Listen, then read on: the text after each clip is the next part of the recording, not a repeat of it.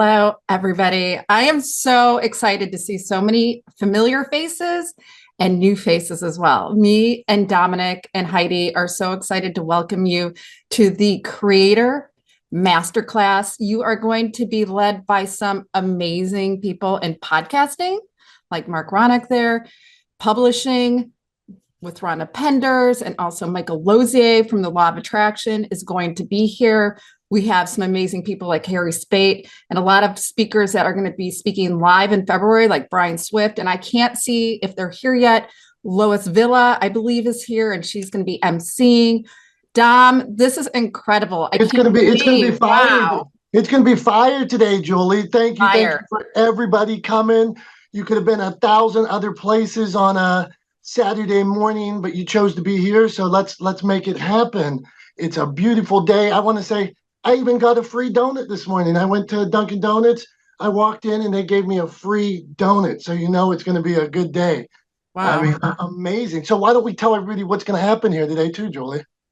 Okay, so sit back, get your pens, pencils, whatever, your notes out, because we are going to be led by experts. It's not going to be a brain dump. There's going to be interactive Q&A. We're going to have networking like no other. You're going to meet people who are like you, me, Dom, Heidi, and everybody else in this room. You're going to network, learn, and grow your brand, because what we want to do here today is help you elevate your voice, help you elevate your story. And I could not do this first and foremost without Dominic Domaski, the founder of Motivation Champs, and Heidi Dunstan, who's our event manager. So if you guys have any questions, please message Heidi. Let's get Heidi. We're going to introduce Heidi. We're going to introduce Julie, maybe myself, our friend Lois down there, our MCJC, but Heidi's our event manager. I saw her speaking on the stage at Harvard. She's an author. She does a lot of impressive things. So she's going to be behind the scenes today. So when me and Julie get scrambled or something like that, Heidi's going to clean it up and make us look well organized and everything like that. So we appreciate you, Heidi. Would you like to introduce yourself as well? I'm super excited to be here. Like totally pumped. I hardly even slept last night. Really? Wow. Right? Like I was like, last night was also big Northern Lights, a Canadian girl here. So I went and hung out and watched some green skies and then came back and I was like, I'm too pumped. I gotta get ready for this creative class. So super excited to be here. Most of you know me as the event manager. If you've seen me on events, I know there's lots of Blue Talk speakers online this morning. But yeah, I run events and then I also speak and I'm an author. So I've been in your shoes. So I'm really excited for our lineup. I'm going to pass the ball to Julie and get back to work to making them look fabulous. Okay, first of all, what I want you guys to do before I introduce myself, I want you to be using the chat like no tomorrow. I want you to be giving your LinkedIn links, your Instagram information, websites, because I'm going to learn all about you today. It's not just about me, Dom, and Heidi. So let's introduce each other. Let's make some connections in the chat. So my name is Julie Loken. If you don't know this already, I am the co-founder with, I don't know what Dominic's saying. Is he screaming at something? Or is Julie, I want to introduce you. Okay. Sorry. He wanted to introduce you on mute. Yeah. That's the first rule today. Unmute, right? Unmute. I can't let Julie introduce herself. Yeah. She's an author. She's a creative. She's our founder. She's a mom of four. She's the founder of MediaCasters. She's a purveyor of positivity, my friend, and encourager to all of us. And really the brains that brought us all together today. So Julie, have at it. You deserve it.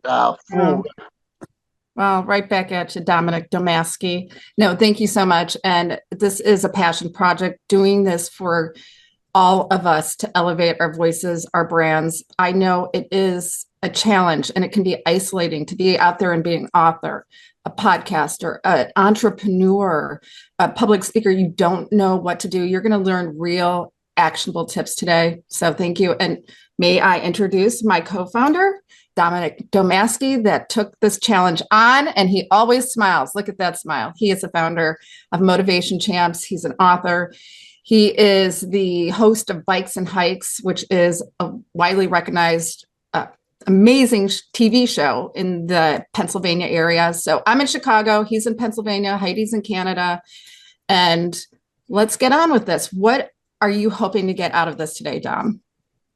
Well, I want people to know that they can start today, no matter where you're at. Mm-hmm. It doesn't matter where you're at, doesn't matter where you start, but you can take the first step today. No matter what some jerk in high school told you, no matter what a teacher said, no matter what some naysayer said, you can take the first step today.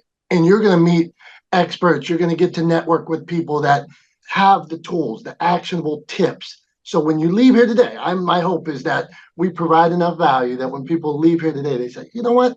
I met Mark, I met Brian, I met Heidi, I met Rhonda. I think I can do this. So that's what I'm hoping to get out of it today. So thank you for asking me, Julie. What about you?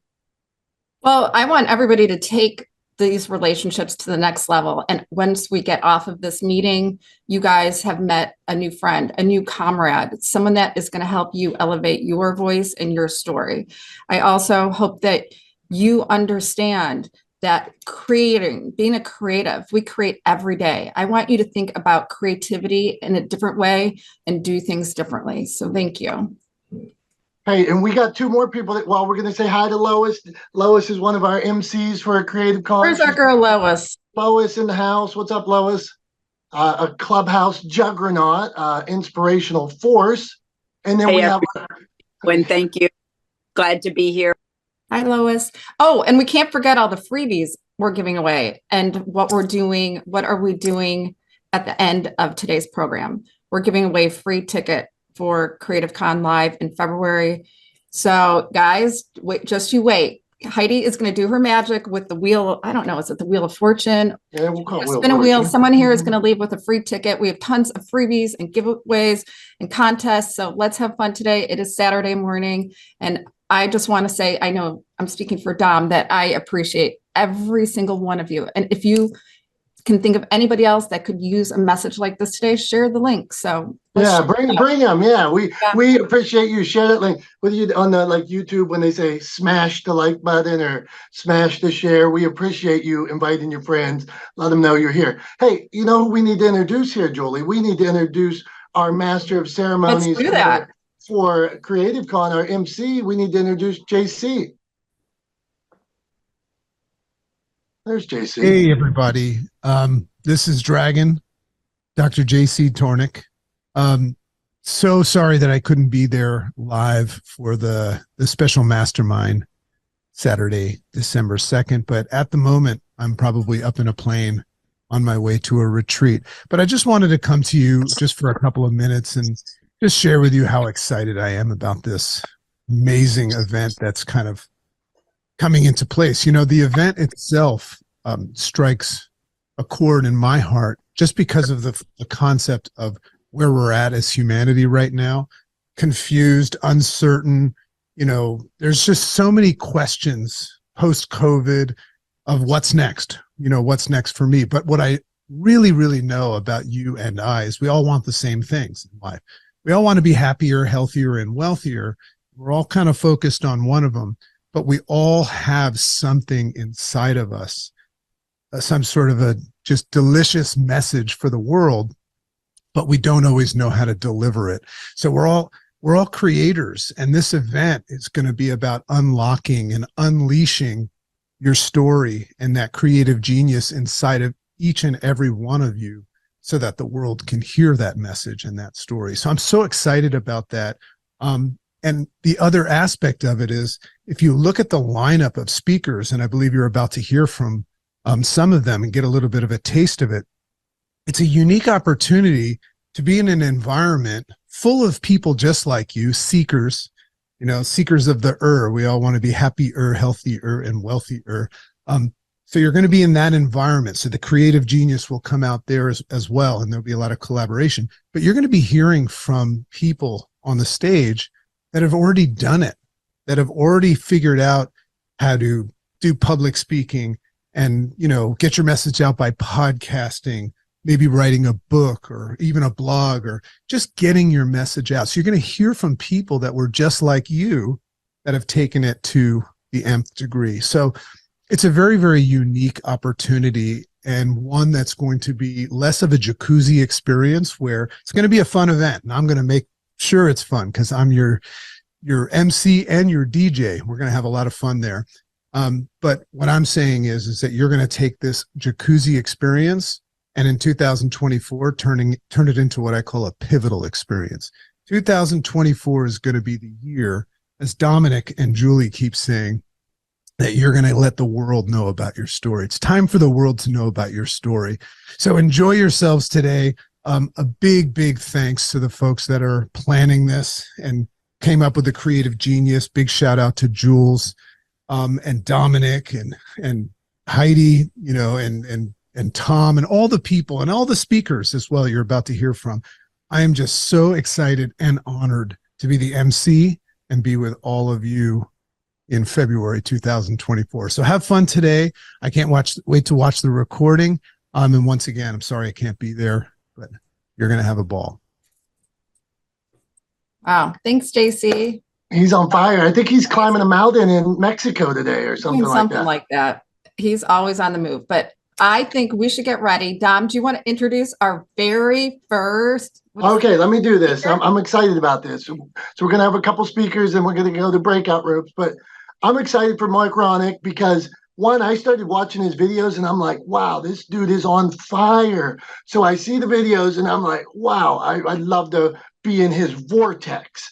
So then I thought, wow, if he could speak to everybody, we'd love to have him. So here's Mark's bio. Let's have at it. Let's get his professional bio. With over 16 years of podcasting experience, Mark provides unique perspective and understanding of podcasting, the podcast industry, and podcast audiences. For genres such as entertainment, news, medical, spiritual, sports, and politics, he has been part of just about every type of podcast and every type of challenging. Podcasting is his passion, and there's nothing more exciting to Mark than empowering a podcaster to go from vision to reality. He's on fire. Mark, you have the floor. We're honored to have you here. Thanks, brother. Thank you, Dom. Appreciate it. And good morning, Tom, everyone. If you want to go till 9:35, you're good to go. Thanks for having me here to discuss a theme that's really both close to my heart and pivotal in today's digital world, in my opinion. So let's start like this. Let's imagine an outlet where your voice can travel beyond your immediate circles, reaching into the lives of diverse audiences, impacting them with your stories and your insights. That's the world of podcasting, not just from behind the mic as a host, but in the guest seat, where every conversation opens a new door. So again, I'm Mark Ronick, and I've navigated the podcasting world as a host, as a producer, as a consultant, and it's actually now for over 17 years. And I was also, in another life, a full-time TV producer up until about 2021, when I was able to take my business and go full-time with it. Also, I'm a serial entrepreneur since the age of 16 years old, always looking for ways of being creative as far as making money and making businesses successful. Ironically, which happens to be my business name as well, Ironic Media. Ironically, it took me some time to step into the guest role that showcased my expertise specifically as a podcast professional, which is a step that I had been advocating to others for years. When I finally did it, the experience really was as transformative for me as it had been for my clients. So what took me so long to step into the guest role? The thought of being on the other side of the mic filled me with a huge sense of imposter syndrome. I worried also about the spontaneity of my responses. Would I have that answer quick enough when they asked me? And the fear of not living up to the expertise I was supposed to represent if I was going to be a guest on a podcast. So it was a mental barrier, a fear of exposure, despite knowing the huge potential and the value of guesting on a podcast. The resistance wasn't just about nerves either. It was deeply rooted in the challenge of stepping out of my comfort zone and putting my own voice and brand into the spotlight. So today I'm here to talk about that transformative power of being a guest on podcasts. How does it shape your brand? How does it open doors to new opportunities and audience segments that you never knew were reachable? So through my journey of overcoming initial fears and apprehensions to harnessing the unique opportunities each podcast guest appearance offered, I've experienced firsthand that remarkable impact it can have on someone's brand and business. And this isn't just my story. It's a pathway that's available to each of you.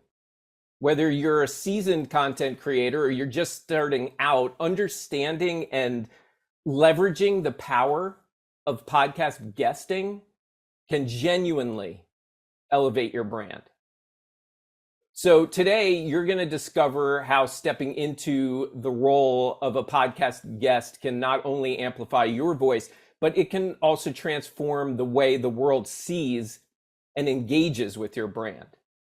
So let's first paint a picture of the landscape that we're stepping into. And because I know I'm going to make the assumption that most of you know what a podcast is or have an idea of one, right? But you might not know the numbers.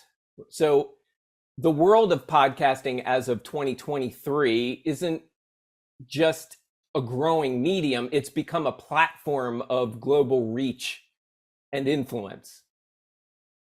So consider this, there are currently 3 to 4 million active podcasts, with only 720,000 of them having more than 10 episodes. And the vastness of this landscape covers every conceivable topic. I don't know if you've seen I think it's a Geico commercial that's been running this fall where there's a guy walking around the office, walking around everywhere, and people are talking about something and he constantly interrupts. There's a podcast for that, right? There's the topics range from business strategies to personal storytelling, from scientific discussions to artistic expression. And the audience is equally as impressive. As of this year, we're starting to close in on 500 million podcast listeners globally. Why does this matter to you or to anyone looking to make a mark with their brand? Each of these podcasts are gateways to these millions of listeners. Imagine you being able to tap into even just a fraction of this audience, reaching out to those eyes and ears and minds across continents, bridging gaps with your voice and your story. And let me be clear, although impressive, it's really not just about the numbers. And I'm sure some of you have heard that too. And I'm going to explain to you why I say that.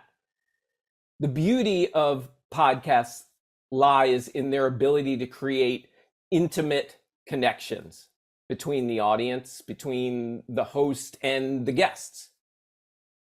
And when you speak on a podcast, you're not just broadcasting information. You're entering a conversation. And it's one that feels as personal as a talk between two close friends. And it's that intimacy breeds trust, which in my opinion is a fundamental element in building and solidifying your brand's presence. Listen, in a world that's bombarded with digital noise, podcasts stand out as a place for engagement that's both personal and expansive.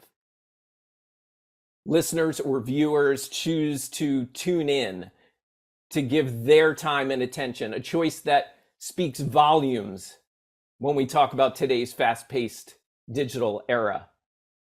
Most people are, when they're on social media, they're finding their content passively, right? They're on their feed and just kind of scrolling through, and they may stumble on something that they like. They may follow that account. But this is something that they're actually seeking out and making time for. So as we dive into the intricacies of podcast guesting, remember, you're stepping into a world that's both intimately personal and incredibly vast. It's a world where your voice and your story can ignite that inspiration, it can spark curiosity, and it can foster genuine connections. All keys, again, in my opinion, all keys that open doors to new business ventures and new opportunities. So that's the expansive reach of podcasts. So now let's get into one of podcasts' most significant advantages, and that's the exposure to new and diverse audiences. So imagine that each podcast is a doorway to a unique room, each filled with people who are already interested in topics that are related to your expertise or your story. They aren't just random listeners, they're self-selected groups. Like I said, they've chosen to engage with content that resonates with their interests and needs. I often have this conversation with podcasters where they feel like they're supposed to have thousands and thousands of listeners or viewers to be successful. And the truth of the matter is that's not what this medium is all about. Sure, it can be. But what people sometimes forget is that this is like, consider you're being on a podcast like you are the guest at a party, right? And all these people are there because they want to be there. And instead of worrying about who else is coming, looking at the door to see who else is coming in, we need more people. Those podcasters are not focusing on the people in the room that matter, that care, that want to learn from you. An advantage of being a podcast guest, say, over hosting your own show, is that you're not starting from scratch, right? You're stepping into an already engaged space that's filled with these potential fans, followers, or customers. It's a powerful shift from so many other outreach methods where you often have to build an audience from the ground up, including a podcast, right? If you wanted to start a podcast, you often have to start from the bottom, from the beginning. But as a guest, you can step into something that's already established, that has that audience there, that has a following. So each appearance on different podcasts expose you to a new segment of listeners. And really, again, not about the numbers. It's about quality engagement. You have an opportunity to connect with people who might never have discovered you or your brand otherwise. And I'm living proof of that now that I've embraced this idea of guesting. This year, 2023, has been, I've not been on this many podcasts in 1 year than I have in this year. And for example, I just recently accepted an invitation to be a guest at one of Julie Loken's virtual community events to speak on using AI to streamline your podcasting process. And between Julie's warm intro, which gives her audience permission to trust me, combined with engaging and insightful conversation that followed, the impact was immediate and it was tangible. Within just a couple of days following my appearance, I received 4 new prospect calls, and one of those calls converted into a new customer. This experience wasn't just about reaching a wider audience. It was about connecting authentically and effectively. It demonstrated that when leveraged correctly, a guest appearance can open doors to new leads, collaborations, client relationships. It's a ripple effect with lasting impressions on your brand. So remember that in the digital age, your next big opportunity or client might just be a listen or a view away. Podcast guesting provides that unique platform to reach out to these opportunities in that authentic, engaging manner. So as we understand the power of reaching new audiences through podcasts, let's also explore one more thing, which is the exposure that goes beyond just widening your reach. It's about building that, what I've been talking about, that authority and credibility, which are those essential elements in today's competitive landscape, right? So having explored the reach of podcasts and their capacity connects us with new audiences, lets us turn to another crucial aspect of podcast guesting. So I'm sure that many of you know, in the world of content creation and personal branding, establishing yourself as an authority in your field is key. And guesting offers that unique platform for this. When you share your insights, your experiences, your stories on various podcasts, you're doing more than just sharing that, you're showcasing your expertise. So I want you to, it's about connecting with your audience and understanding their needs and their interests and creating value that resonates with them. So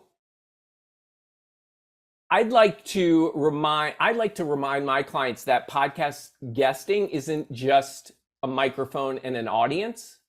It's a strategic tool in your branding arsenal, right? It's a tool that when used effectively, you can build a reputation that echoes across your industry and beyond. So I know I'm short on time, so I do want to leave a minute or two. If anybody has any questions, I'd be happy to answer them. And I'll just leave you with this. Your voice has the power to echo beyond the microphone. It can touch lives, it can inspire change, and it can open new horizons. So with that, I'm happy to answer a couple of questions. And Mark, thank you. Fantastic job, brother. Like I said, I knew you were going to knock it out of the park. Thank you. For basic question here, let's say I wrote a novel. Let's say I wrote a book about fishing. How do I get myself on a podcast? Where do I even start? How do I come to a Mark or another podcaster and say, I have a story that I think you may enjoy or your listeners may enjoy? Where do we start? I think a great place to start, if you're really starting from the beginning, is go on Apple Podcasts and search for podcasts that you think you might connect with. How do you do that? Just do a little bit of research. Hopefully you know who your audience is. You have an idea of the demographic of your audience. And whether it's a simple Google search or hopping on a Chat GPT and searching for interests of that demographic, right? Like, let's say it's men 25 to 55 years old, searching for what are those people's interests if you don't know. And then start looking for those podcasts that speak to those interests. And then see, do they have guests? And what are they talking about with those guests? And then it's just as simple as reaching out. Podcasts that have guests regularly are hungry for more guests. You are their content. So they are happy to hear from you that you're interested in being a part of their show. So that's just one way to go about doing it. Another way, a friend of mine who runs podmatch.com. It's a site where it's basically a dating site for guests and hosts, right? It's matching guests and hosts together, and it's a very easy way to find hosts. So those are two ways you could do it. Fabulous. Okay, we got one more here, my friend, from Heidi Dunstan behind the scenes. She's coming out swinging here, so let's see if you're ready. She says, I like to read things like this. Can I ask, how can I be a great guest to support the podcaster and build a relationship? Great question. Couple of things. One is I would recommend making a little bit of time and listening to at least a couple of episodes of that podcast that you're going to be on. Get to know the host, their style, the kind of questions they ask, and listen for things about, are they engaging with their audience? In other words, are they talking to their audience, and what are the things they're saying, right? Learn a little bit about that show and that host. And I would encourage you to, if you weren't asked by the host, I would encourage you to ask for a preliminary phone call. 10 minutes, 15 minutes, just to chat a little bit. You don't even have to dig deep. In fact, I would encourage you not to dig deep into the conversation. Save that for the show. I encourage you to just get to know that person a little bit. Having that chemistry before you go in, building that rapport before you actually hit record is going to take you a long way. So I hope that answers your question. Yes, thank you. That is awesome. You're welcome. Mark, thank you. Julie, what do you think about Mark? Is he amazing? Yeah, terrible. Mark is definitely amazing. And I was just like writing in the chat. So I was just talking to Debbie Griffiths about having a media one sheet. You want to be highly stylized. You want to be strong in your brand. When you pitch these people, you want to make sure you actually listen to their podcast too, because I can tell immediately if someone pitches me for one of my podcasts, like that they have no idea what they're talking about. So make sure you have some semblance of knowing what podcast you're pitching. But Mark is amazing. So I can answer questions later too in the chat. No, thank you. And if you're an author, because I know we have a lot of Wild Rose Press authors here. I mean, understand the story behind your story when you pitch someone, because I don't think Mark probably doesn't want to just you to come on and tell them all about your book. Nikki Pascarella. Can I just say I want to know the story behind writing the story. Right. In fact, I would say there are sometimes that there are authors that I know that go on as a guest and then they come back to me and they're like, oh, Mark, I think that was terrible. I didn't really get to talk about my book too much. And I tell them that's okay. The idea, this is talk about brand building. You're giving your book, you're giving your brand personality. You're letting people get to know who you are, and that helps you sell books. I promise you, that helps you sell books. Yeah, it's getting in front of other people's audiences. I am not kidding, is just the magic key to the kingdom to grow your brand, sell more books, get more listens on your podcast, build your business if you're an entrepreneur. It is an amazing way. So make sure you guys check out Mark Ronick, Ironic Media. He is awesome. He's on Clubhouse every single morning at 6 a.m. Central Time. Check him out. What do we got, Heidi? Is this good? Because I want everyone to give some love to Mark Ronick. And Mark, make sure you put your info in the chat because I'm sure people will want to reach out to you. I will definitely put all his links there. Feel free as well, Mark, to put it again. They love hearing from you. Thanks so much, Mark. It's great having you here. Grateful. Right on, Mark. Thank you. Hey, and make sure, everybody, that you connect with as many people as you can in the chat. Have that virtual cup of coffee with them. Don't miss this opportunity. We're all here on a Saturday morning for a reason, so make sure you figure out what that reason is, connect, and who knows what could happen. Julie, we have our next speaker. Rhonda, who is this? I think you should introduce us. Wonderful, talented Juggernaut, go on. Okay. If you're a Wild Rose presser, I want you to just give some love to our girl, Rhonda Penders, in the chat. Like, who doesn't love Rhonda? She like flew into my life. It wasn't coincidence. And I think I got my girl, Nikki Pasquarella here. One of my favorite Wild Rose Press books right here, Nikki Pasquarella. So check that out. Nikki, put the link, Nikki, if you're listening, put this in the link in the chat. But she was brought into my life as someone that I found to be so sincere and such an advocate for authors and teaching authors the tools to really up level their, not only their writing, but building a brand as an author.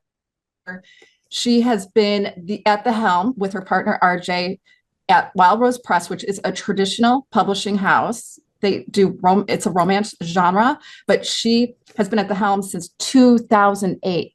And I don't know how many authors she has worked with, mentored.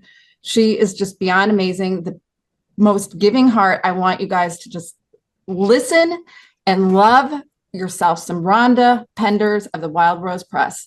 Grateful for you, Rhonda. Love you. Anytime I'm having a bad day, I just need to listen to Julie, and she pumps me up. She's great at that. Just a real quick corrections here, Jules. 2006. So oh man, 18. I was off 2 years. Yeah, these gray hairs were for 18 years of publishing. So we're heading into year 18, and we are not romance only. We are all fiction. We started off as romance only, but in 2013, we opened to all the fictions, as I call it, all the genres, from historical fiction to science fiction to a little bit of YA. We don't do children's books, but we pretty much do all the other fictions. I'm so happy. I apologize, but that's okay, Julie. I'm sorry I corrected you. I love that. I wouldn't. We need to know like the truth behind. That's right. I mean, like I just do. I'm speaking from what Nikki Pasquarella tells me all the time. Oh, it's Nikki's fault. It's her fault. No, I'm just teasing. We love you, Rhonda. I'm going to let you take the stage. Well, so thank you very much. I'm really excited to be here this morning, and I can't wait to see all of y'all in Chicago. I hope you're going to be there.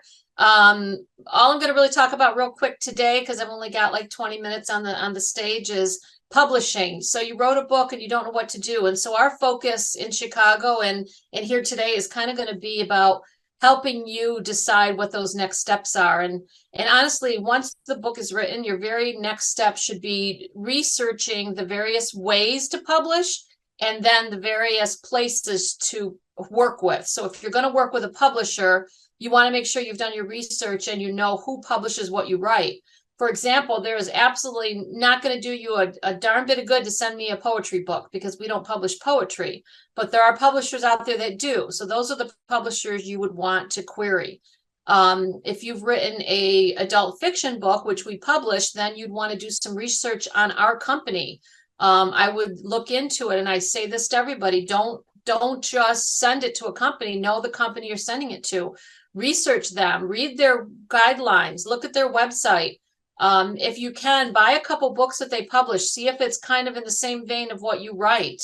Talk to authors who've published with them. You can usually get the book and then contact the author. Authors love to be contacted, unless you're Nora Roberts or somebody like that. But our authors love to have somebody email them and say, hey, I bought your book and I loved it, and I wonder if I could ask you some questions about your publisher. Find out what their experience is, if it's positive or not. You can always Google and look us up and other publishers.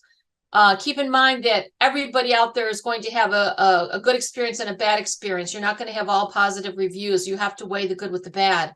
Maybe you're not going to go with a publisher. Maybe you're looking for an agent. So why would you be looking for an agent? Well, if you're trying to publish with one of the big publishing houses, you have to have an agent. It is a rule, will not look at unagented submissions. So same thing as when you're researching publishers. And I know I'm talking fast. I'm from New York. It's what we do. Sorry. I'll slow down. If you're looking for an agent, you're going to do the same kind of research as you did for a publisher. You're going to go on their website. You're going to try to find out who they've represented. Maybe you can buy a couple books that they have been a part of and see if they seem to work in the same genre as you. And then maybe contact their authors to see if they were a good experience. Now, there's also the self-publishing route. in this day and age of being a writer, you can self-publish your book. You can have it up on Amazon tomorrow. I don't recommend you have it up on Amazon tomorrow. I think you need to make sure that you've done it properly, but there's absolutely no reason anybody can't self-publish if that's what they choose. So you're going to make sure you have it professionally edited. You're going to make sure you have a beautiful cover. You're going to follow the format guidelines for all the distributors, and you're going to learn what it takes to basically become your own publisher and publish your book. So there's still a lot of research to be done. One of the worst things you can do is take your book and throw it out there and hope everybody's going to read it and love it, because they're not. It's going to be full of mistakes that you didn't find, and they're going to trash you in the reviews, and they will never buy from you ever again. So my famous line that I get quoted on all the time is, don't put your name on crap. So don't put your name on something out there unless you are proud of it. Make sure that if you are not the best editor in the world, you hire someone. Make sure if you can't do a beautiful, professionally looking cover, you hire someone. So it's going to cost you on the front end for self-publishing, but then all of the control and all of the royalties and everything comes back to you on the back end. Where with a publisher, you lose all that control. The publisher does the editing, they do the cover art, they do the distribution, and you share in the royalties, but you don't have to do all of those things. You have someone that does it for you. So that's kind of a real quickie segue into what we're going to be talking about a little bit in the chapter in the book that I'm working on for the conference, and also a little bit about what we're going to talk about in Chicago. It's going to be all about publishing the best way for you, and it's not going to be the same for every one of your books. You may self-publish one book, you may traditionally publish another, you might even get an agent for a third. There is no one only road to take to publishing these days. There's a lot of options out there. The Wild Rose Press a few years ago opened up a division called the Right Advice. And we open up the Right Advice to help authors who want to self-publish. We have a division where you can go there and hire an editor and know that that editor has been vetted by professionals. You can hire a cover artist. You can hire to have formatting done or to buy an ISBN. We have all of these options, and we put that division out there because authors were coming to us and saying, can I hire you to do a cover? Can I hire you to distribute my book? So we found that there was a real need for authors to have a place to go to that they trusted, right? You can go to all these places, but not one that you know is going to have the backing of a publisher that's been in business for 18 years. You know, there's a lot of publishers that come and go. The fact that we're still here says something for us. Either we're stubborn or we're good. I don't know which. So that's kind of me in a nutshell. I want to open up the floor to questions because that's really how I find out what you really want to know. So if you have some questions, you want to drop them in the chat. I've got some time here this morning and I'll be happy to answer them, and you can always reach me. Samantha will put our contact information in the chat for me. Samantha Keating's my right hand, left hand. Here's Samantha Keating. She's awesome. And you can raise your hand if you want to. Raise your hand if you do have a question. I have a question for Rhonda, and we've had this conversation before, and I find this fascinating because so many people think their publisher is their publicist. And oh God, no. Yeah. So what is like the biggest advice you can give, Rhonda, in terms of creating that buzz, creating the publicity for a book once it is published? Because so I think the like, biggest, if I can twist it just a little bit, Julie, one of the biggest misconceptions today is an author thinks if you publish with a publisher, they're going to handle the marketing and promotion. And that's not true at all under any circumstances. And it doesn't matter if you're with a small press or the big five. Unless you are a big name with the big five, they are putting a very small amount of promotion behind you. It is on you to do it. Mm-hmm. So authors have to understand that, because I get that all the time about what are you going to do to market and publish my book? And that's when the line comes in, I'm your publisher, not your publicist. So for authors, you have to know what you are capable of. Are you someone that is has a lot of money? Do you want to hire a publicist? You certainly can do that. There's a lot of them out there. They will do all of the work for you. If you don't have that kind of a budget, then you need to learn how to do it yourself. You need to learn social media really well. You need to, some of the other things we've been talking about, podcasts and radio shows. Some of my authors will do events at their local libraries. They will go into their local coffee shops and do book signings. There's so many things that we can talk about that you can do on your own to market your book. And that's whether you self-publish or whether you're with a publisher. That is good advice. And like if you guys want to just raise your hand. I think JD has a question. You got, I see one here. You got a question. It says from Vandana, it says, I am hearing about partner publishing. And what is it? But hold on, I see Sam right there, and I think you need to introduce Sam and tell her how wonderful she is to Wild Rose Press, and then we can figure out what this partner publishing is. Go on, Rhonda. So Samantha, as I said a little while ago, is serendipity. She came to us as an intern looking for a college requirement. And when she came on board, she made the really, really big mistake of asking if she could take over my Instagram account. And once I let her do that and I learned what she could do for us from a social media aspect, she was hooked. And like the mob, you don't get to get out. So she's stuck with us. And she's phenomenal. She works with my authors. She talks to them on the phone and on Zoom about their accounts. She will answer their emails. She does conferences with me and for me. She really is a whiz kid, and I couldn't be more blessed to have her on part of my team. I don't know really what we did without her before. So she's great for my authors and she's great for us. But to get back to the questions, you had one in there and then JD Webb had a question. So let's do the one you mentioned, Dom, and then I'll get to JD's if that's okay. All right, you're busy. So partner publishing, I don't know that buzzword, but my guess is it's similar to hybrid. What it means is you have a book and you want to get it out there, and you don't want it to go with a traditional publisher. You want to self-publish it, but you can't. You need an editor, you need an artist. You pay for these services through a partner publisher. Wild Rose Press and Right Advice could kind of be like that, in that you could come to us and pay for all these services. But some of these other publishers, that's all they do. They have you come in and pay for everything. Unlike the old vanity presses of the old day, it's a little bit more advanced. But my understanding, partner publishing, without Googling it, it would be similar to hybrid publishing.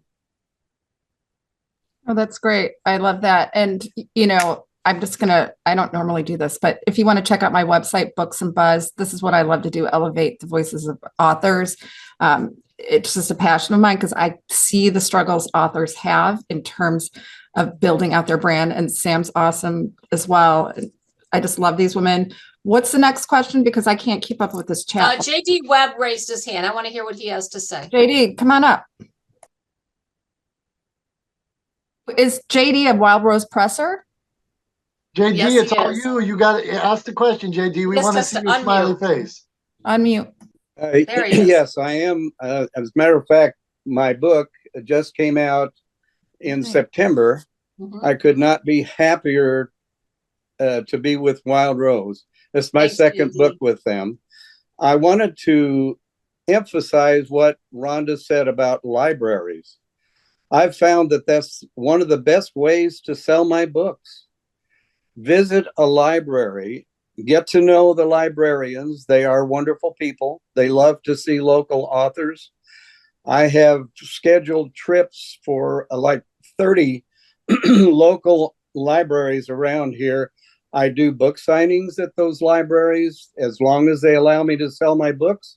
I do not charge them unless they really want to pay me, which I accept also. But it's a very good resource for an author. Do not forget to do the library, and make sure you do not make a cold call. Call the librarian, set up an appointment. Make sure that they are aware of who you are, that they have your website, they know about you before you get there. And do not forget to visit your local libraries. Thanks, JD. That's great. And we're so happy to have you with us. I really appreciate that. What other questions do we have today that I can answer? I'm looking to see if there are any more we missed. We're so excited to be joining you guys in Chicago. I can't say I'm too excited about February in Chicago, but we'll cross our fingers, right, that we're not going to get snowed in. Hey. What do you say there's no snow in Chicago in February. No snow in February? snow Awesome. In Perfect. February. Okay, you heard In her. No snow in Chicago. February. Because we're going to heat it up, by the way. All Yeah, right. we're gonna keep you warm. And Well, it's a Heidi's great gonna keep venue. you I'm so warm. excited to be there and, Yeah, and it's a spend very time in this theater and hang out. It's going to be really fabulous. Samantha's going to be there and a couple of my other editors, and Oh, that's we're just going to awesome. be there the whole time talking to authors and helping you guys on your path.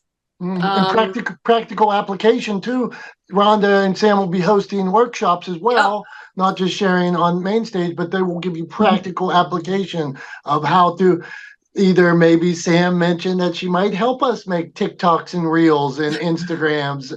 And then maybe they help you submit your queries or start your process. So I don't know what they're cooking up over there, but we are excited to have them. So thank you very much, Rhonda. Do we have any more questions? Julie, what do you think? I don't see any, and I'm really bad at this because I'm not, I know. Here's one.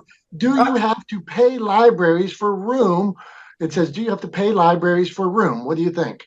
Again, it all depends on the library. You know, you have to know your library. I'm sure some of the big city ones, if they have a lot of competition for the rooms, they might charge a fee for something. But most of the libraries are just happy to have you there and happy to have you meeting with the authors, and they never charge. But that's just my experience.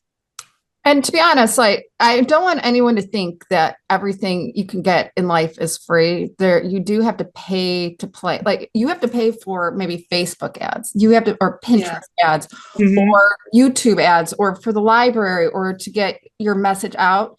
You can do it in a smart way, strategic way, but you do have to invest a little money into that launch.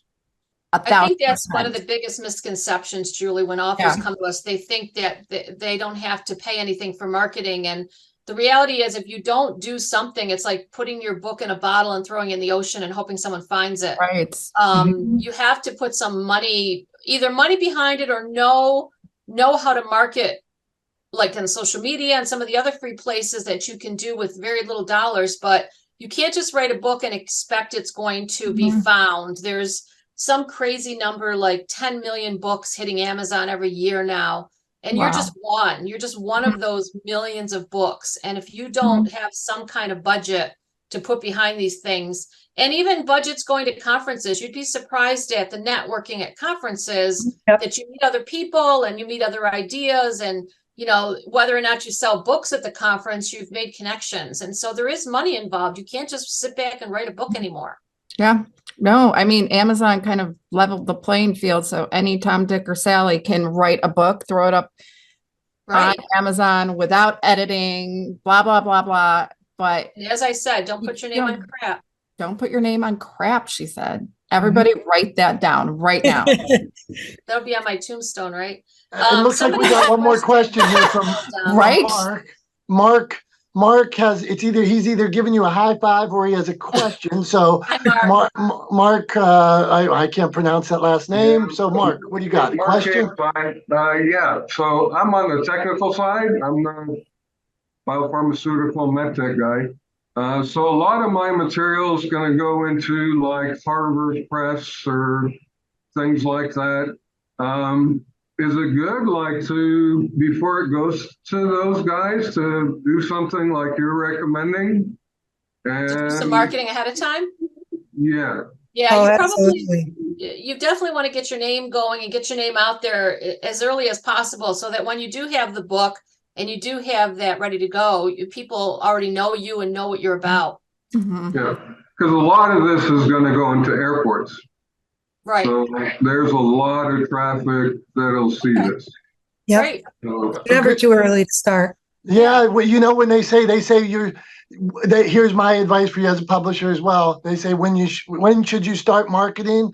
They say 6 months ago. So whatever you're thinking right now, you should have done it 6 months ago. Rhonda, we're going to keep this ship moving. We love you, Sam. We love you so much. Can we listen? I wish I could stay and play all day, but you know, the life of a busy lady here. Oh, I wouldn't know that. No. I know. I can't wait to see y'all in Chicago. Thank you for having me this morning. You guys do great. And I'll leave you with Sam because she can talk to you about some really awesome things. Thanks, Rhonda. All right, take care. I see Michael Lozier here, and we're going Hey, to do have you know how famous Michael Lozier is, Dominic? well, let's Have let you met Heidi him? tell us. Please Yeah, tell us who this we is have so here, Heidi. exciting.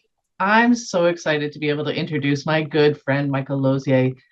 He is based in Victoria, Canada, so he's alongside with me, but he's on the warmer side of Canada than I am. I met him almost 4.5 years ago, right? I think it is 4.5, 5 years ago, Michael, somewhere in there. Give or take. Give or take.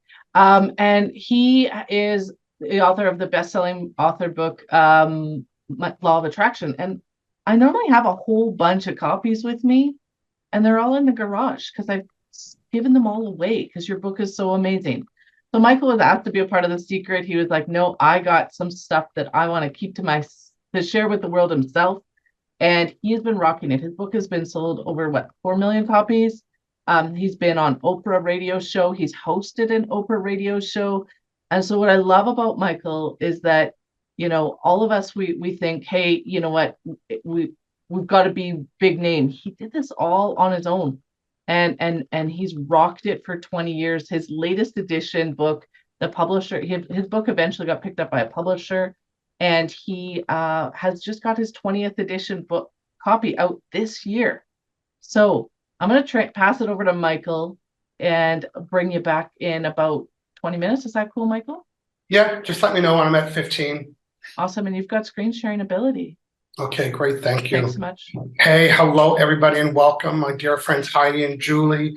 I'm so glad to be here. Today I could be talking a half hour all about how living on Gilligan's Island, which is where I live on the west coast of Canada, how I was able to sell 4 million copies of my books. And it's all about this. It's all about know, like, and trust. And I built my entire book sales by doing events.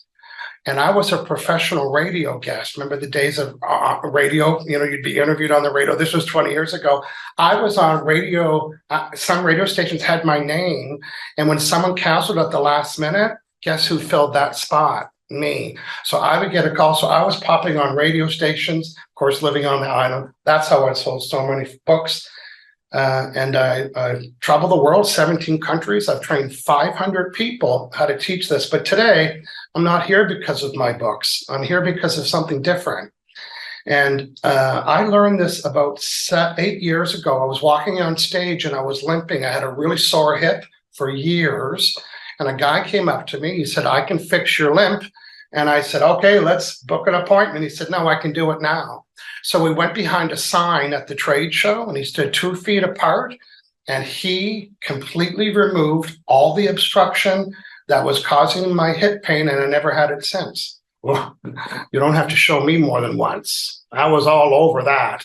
And it's called the emotion code, and that chart behind me. So today, instead of spending a lot of time telling you what I'm going to do, I'm going to teach you what to do. Now, just for some context, I have 7 of these logs.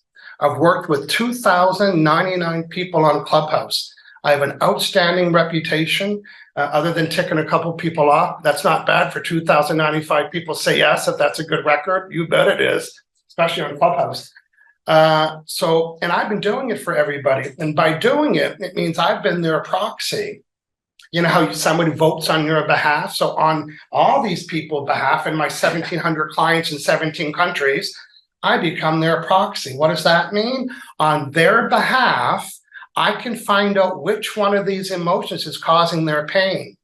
Imagine one of these emotions, the size of a baseball, lodged in the side of your neck, and you can't turn your neck. Why? Because there's a baseball-sized energy. And why can't you see it on the x-ray? Because it's a baseball-sized energy. Now, I have a unique ability to connect with you in any country, any place in the world, identify what the emotion is that you're feeling, and it's not enough. It's like if you said, hey, Michael, can you check my computer? I got a bug in my system. I said, let me in. So I sniff around your computer and I said, hey, I found it. You're going to say what? Delete it. So not only do I find the emotion that's causing the challenge, I delete it with a magnet, any kind of magnet. So I'm going to ask if you have a magnet, get one right now. I'm going to teach you the most important thing you will learn. How do I know that? Because I work with so many clients, and this is a showstopper. Normally, I do it for you. I become your proxy. You're going to learn how to do it today. And what is it? Today, I'm going to teach you when you have those creative blocks, you got no creativity, you got no juice, you can't come up with the words, you put it away, you procrastinate, you put it off, you don't do it, and you look at it and it causes this, you can't get your writing block, all of that, brain fog, creative blocks, procrastination, can't come up with the words. I know that you know that I know that you know that you've had that. Show me a thumbs up if you've ever had it. Yeah, I have too. Oh, I don't know what word to use. I can't think outside of the box. I'm stuck. And there's one reason why that's happening. And it's an old emotion. And that emotion is on this chart. And this emotion arises when you go to be creative and it stops you. And the name of the emotion is called creative insecurity. That ring a bell for anybody? Creative insecurity. So creative insecurity means my insecurity to be creative. Why? Because I might get it wrong. Oh, I better not pick a title. I better not write a chapter. I better not plan and plot anything. I better not pick a color. I better not do anything. I'm going to procrastinate. So Heidi's going to share the URL of a page I'm going to send you to, and I'm going to do a screen share, and I'm going to take you to the exact script. What page am I on? Okay, I'm going to go open up that page. I wrote down the script to share with you. I'm going to teach you how to do that yourself. It's going to be pretty exciting. There we go. It's right here. So I'm going to do a screen share. You're welcome to save the URL. It's michaellozier.com/creative blocks. I think that's going to share here. Okay, there we go. Now, the reason why you don't need me to do it for you, because my job is to find the emotion. And, as your proxy, I'll find the emotion on the chart. Having done 50,000 sessions, including training in the last 7 years, you kind of find a pattern.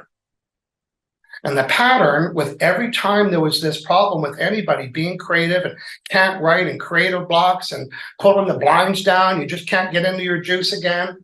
It's always the same emotion. So there's a presupposition today. And the presupposition, which means I'm presupposing that this is the emotion causing it. How can I be so sure? Because I've worked with 50,000 clients and 99% of the time it's this emotion. So you will know within 8 seconds whether you released it or not. And it's like, oh, when does this take effect? You'll be getting your flip charts out and your markers and your crayons and your Martha Stewart glue gun, and you're going to be creating and plotting and planning and coming up with titles and ideas. So here's the process. So it can be any household magnet or a fridge magnet. I just got a little one right here. It's still early here in Victoria, so I'm not used to needing a light. So without explaining the whole process, there's an emotion inside of you, and there's 2 rules to delete an emotion. It's like there's 2 rules to delete a bug in your computer. If you said, hey, Michael, there's a bug in my computer and I don't know what it is, well, I can't find it. But if you say it's a document, that's not enough. We have to have the exact file number. So to delete an emotion, which is a baseball-sized energy, I need to, 1, know its name, just like if I was going to delete a file folder, and then use a magnet. And then you swipe the magnet. I'm just going to show my side. You swipe it from your chin to up here, because this right here is the exit point for an energy. I'm not going to try to explain it. You don't need to believe it. But if you do get the results, you know it wasn't crazy. And you just swipe up and down, maybe 10 times, like 1, 2, 3, 4. And this magnet is the only thing that can dilute energy. And through your intention of identifying that emotion, some of you will even feel the little dissipation of the fizz of it. And now, so how do you do it? Well, let's take a look at the screen. You can state the problem. Now, I was working on, I'd be remiss if I didn't let you know, I've been doing a New Year's Day event for 22 years. Oh, and I make it a big deal. Everybody knows about it. I'm going live on YouTube and on LinkedIn and 2 Facebook groups. It's got a handout. And I could have thousands and thousands of people watch it, not just New Year's Day, after New Year's Day. So when I was coming up to design this worksheet, I was stuck. I thought, well, what do I want to give them? I want to make sure people print it off. not just for the content, wait for it, but for the marketing. So I designed all of this myself, and I was stuck, and this is how I got into this creative juice and completed all of this probably in 15 minutes as a draft. And here's how I said it. Look at the screen here, state the problem. So here's the problem. I got to put together a worksheet. I don't know what to say. I don't know what to include. I don't know what to give people. I know I want marketing on there and I want it to be colorful. I'm releasing this creative insecurity that's stopping me from coming up with the right pictures and the right word and what I want to say, releasing and deleting this creative insecurity. Done. Oh, what's your next project? You have to outline a chapter. You have to update your website. Ugh. I got to update my website. Every time I go to think about it, I can never come up with the words. I hate this process. I'm releasing this creative insecurity about coming up with the right words and the design and the format and me thinking outside of the box, anything I need to say, deleting this creative insecurity. So I have time to walk with somebody through the process because I want you to see how easy it is. And so what I would look for is a volunteer that knew exactly when you heard it, you thought, oh, that is me. I'm stuck. I've got brain fog. If that's you, just say hello. And I don't see everybody on the screen. And let me know your first name. If somebody can just raise their hand, I'll spotlight them. Oh, thank you. So just raise your little virtual hand and I will give you a spotlight and you can get a emotion code session or releasing negative. No, you're going to do it yourself. I'm just going to walk somebody through it. My goal There is we go. Got it. Got it. Yeah, there's Debbie for you. $100 to do it. So say yes if you're in, Debbie. Yes, I'm in. Okay, tell me, Debbie, what you heard when you thought, oh, I've got that block or this, or what came up when you heard the process? Well, trying to come up creative ways in marketing myself and my brand. Yeah, okay, yeah, good. Okay, so you have a magnet in front of you or with you? Well, from my refrigerator. Oh, there you go. That's all it takes, right? So just keep swiping it, you know, and normally we do it 10 times, but I'm going to walk you through it. So, so first identify the problem. I'm having challenges and blocks of coming up with my image and my branding and just ramble on at that. In other words, you're surfacing the file folder you're about to delete. Go ahead. Okay, I'm having trouble with coming up with creative ways for videos and marketing myself and my brand. Okay, I'm releasing this creative insecurity. I'm releasing this creative insecurity. That's stopping me from being creative. That's stopping me from being creative. Coming up with the ideal words, the ideal image, the ideal branding. Coming up with the ideal words, the ideal branding, the ideas. Yes. And here's another sentence. And I'm releasing this creative insecurity. And I'm releasing this creative insecurity. That's blocking my creation and development of anything. That's blocking my creation and development of anything. Good work. Okay, that's it. Okay. Yeah. You don't think it can be that easy? Yeah. No, I kind of feel a lightning, you know, spirit lighting. I bet you in another 25 years, people will be doing this. I'm doing it at the airport. Hashtag I don't care. So I think there's going to be a time where you'll just see people doing this. And you'll assume they're releasing an emotion that they're feeling. It's called, I call it in my business, releasing negative emotions, because that's exactly what it does. I release those and they're causing physical pain, mental challenges, and of course, the subject we're doing today. All right. Thank you. Yeah, Julie or Heidi, tell me what you thought or any feedback from either one of you. Or what feedback from either one of you? Oh, yeah. I mean, it's pretty incredible, to be honest. And I've worked with Michael before, and I'm seeing in the chat, Anne said she got chills. A lot of people said they got chills listening. Harry Spate said Anne has a question as well. Oh, Anne does? Okay. Mm-hmm. But yeah, I mean, it's incredible. The thing is, I never understand this, but it works. So like, and he knows this too. I've told him this since I've met him a few years ago. Like, I don't get it, but something about it works. So you're Cre8tive Con. Everybody's got to be creative. You can't have blocks for 2 or 3 weeks when that's your business. Heck no. You know, so this is like a little ritual. You say, okay, today I got to work on the Cre8tive Con master plan. Okay, I'm releasing any creative, it's quicker than a Snicker. I mean, just get it done. Just go real fast and release it. And it can't be a Snicker. You'll delete that listen, too. I haven't had a Snicker. I'm on day 172 of zero sugar. Wow. Zero cravings, zero triggers, zero consumption, zero interest. 172. I don't know why I brought up a Snicker. I haven't had it. It feels like forever. Hashtag no more Snickers. Christy. Oh, I'm sorry. I was going to bring Anne up. She had a question real quick. Yeah, let's do it. Let's do it. Hey, Anne. Hi, Hello. Anne. Hi. So nice to meet you. You too. Oh my God, I love this stuff. I literally, like, my stomach is like brewing. Yeah. So I have a question. Is it a good sensation or a negative charge in your stomach? No, it's just the releasing. Like I did it with Deb when you had her up. Yeah. But people often wear these like body magnets. Can you use those as well? Say you have it could be a bracelet. My friend John that I work with, the guy that healed me, he wears a bracelet, and but I always have one. There's one, I remember being at the gym, going to the gym. I had magnets all over the gym. I would have these guys that come up, and I'm scared. I look like a big guy, but I'm scared of those big alpha dudes at the gym. And I see one coming tomorrow. He's waddling, and I thought, please don't come to see me, please. And he said, hey, are you the guy that fixed my buddy's neck with a magnet? No, there's 7 of us here. Of course it's me. And then I would work on, and I would be on the treadmill, and I would have a magnet in my pocket, and I would say, you just stand right there. And they would say, oh, I can't lift my arm. And these guys are lifting tons of weight. So their whole life is that. And I would be on the treadmill, connect with them. I'd be their proxy, identify the emotion, and I would delete it for them. And they would be so numb and stunned. They would just walk away. They wouldn't thank. They would sit, and I'd hear them mumble, hey, do you see what that dude did? I don't know why I make them sound like that, because they sound like that. I know. And I work with energy.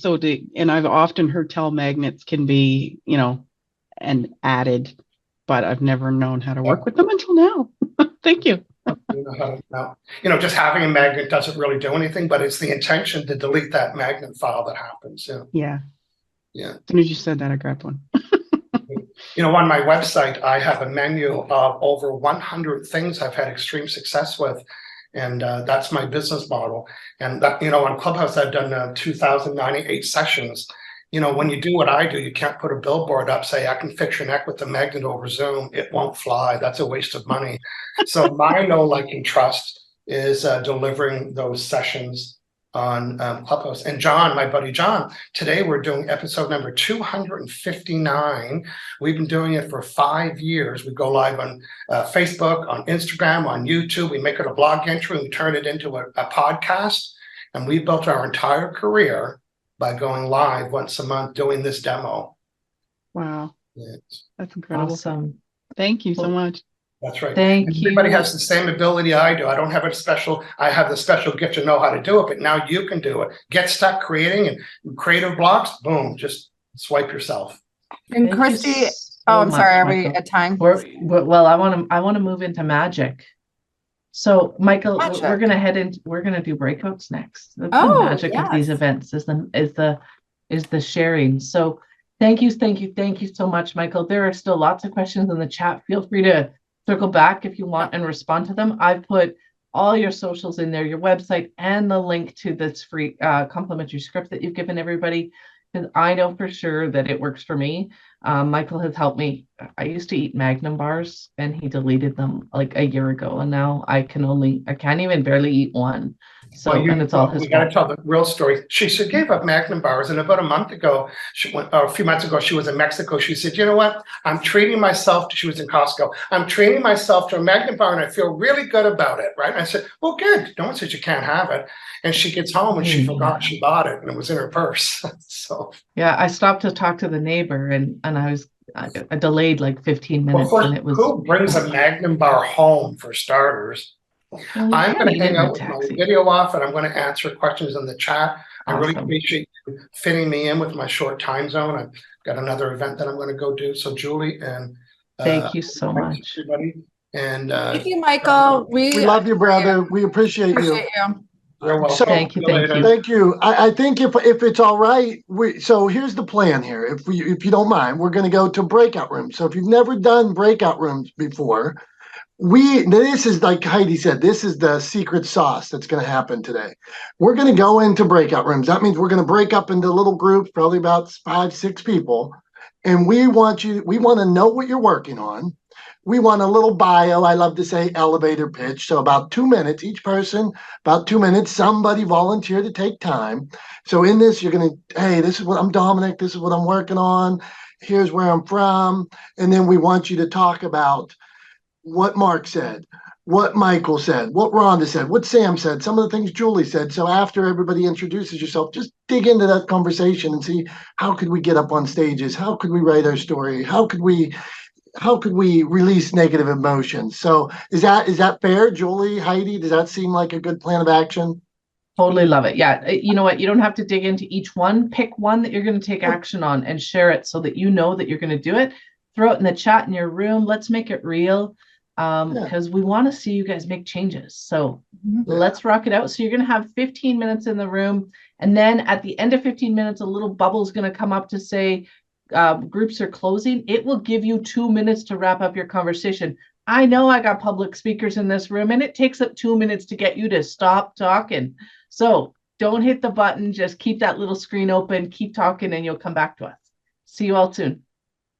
A break is good. Thank you for letting us have a break. And thank you everybody for being here. I'm super psyched.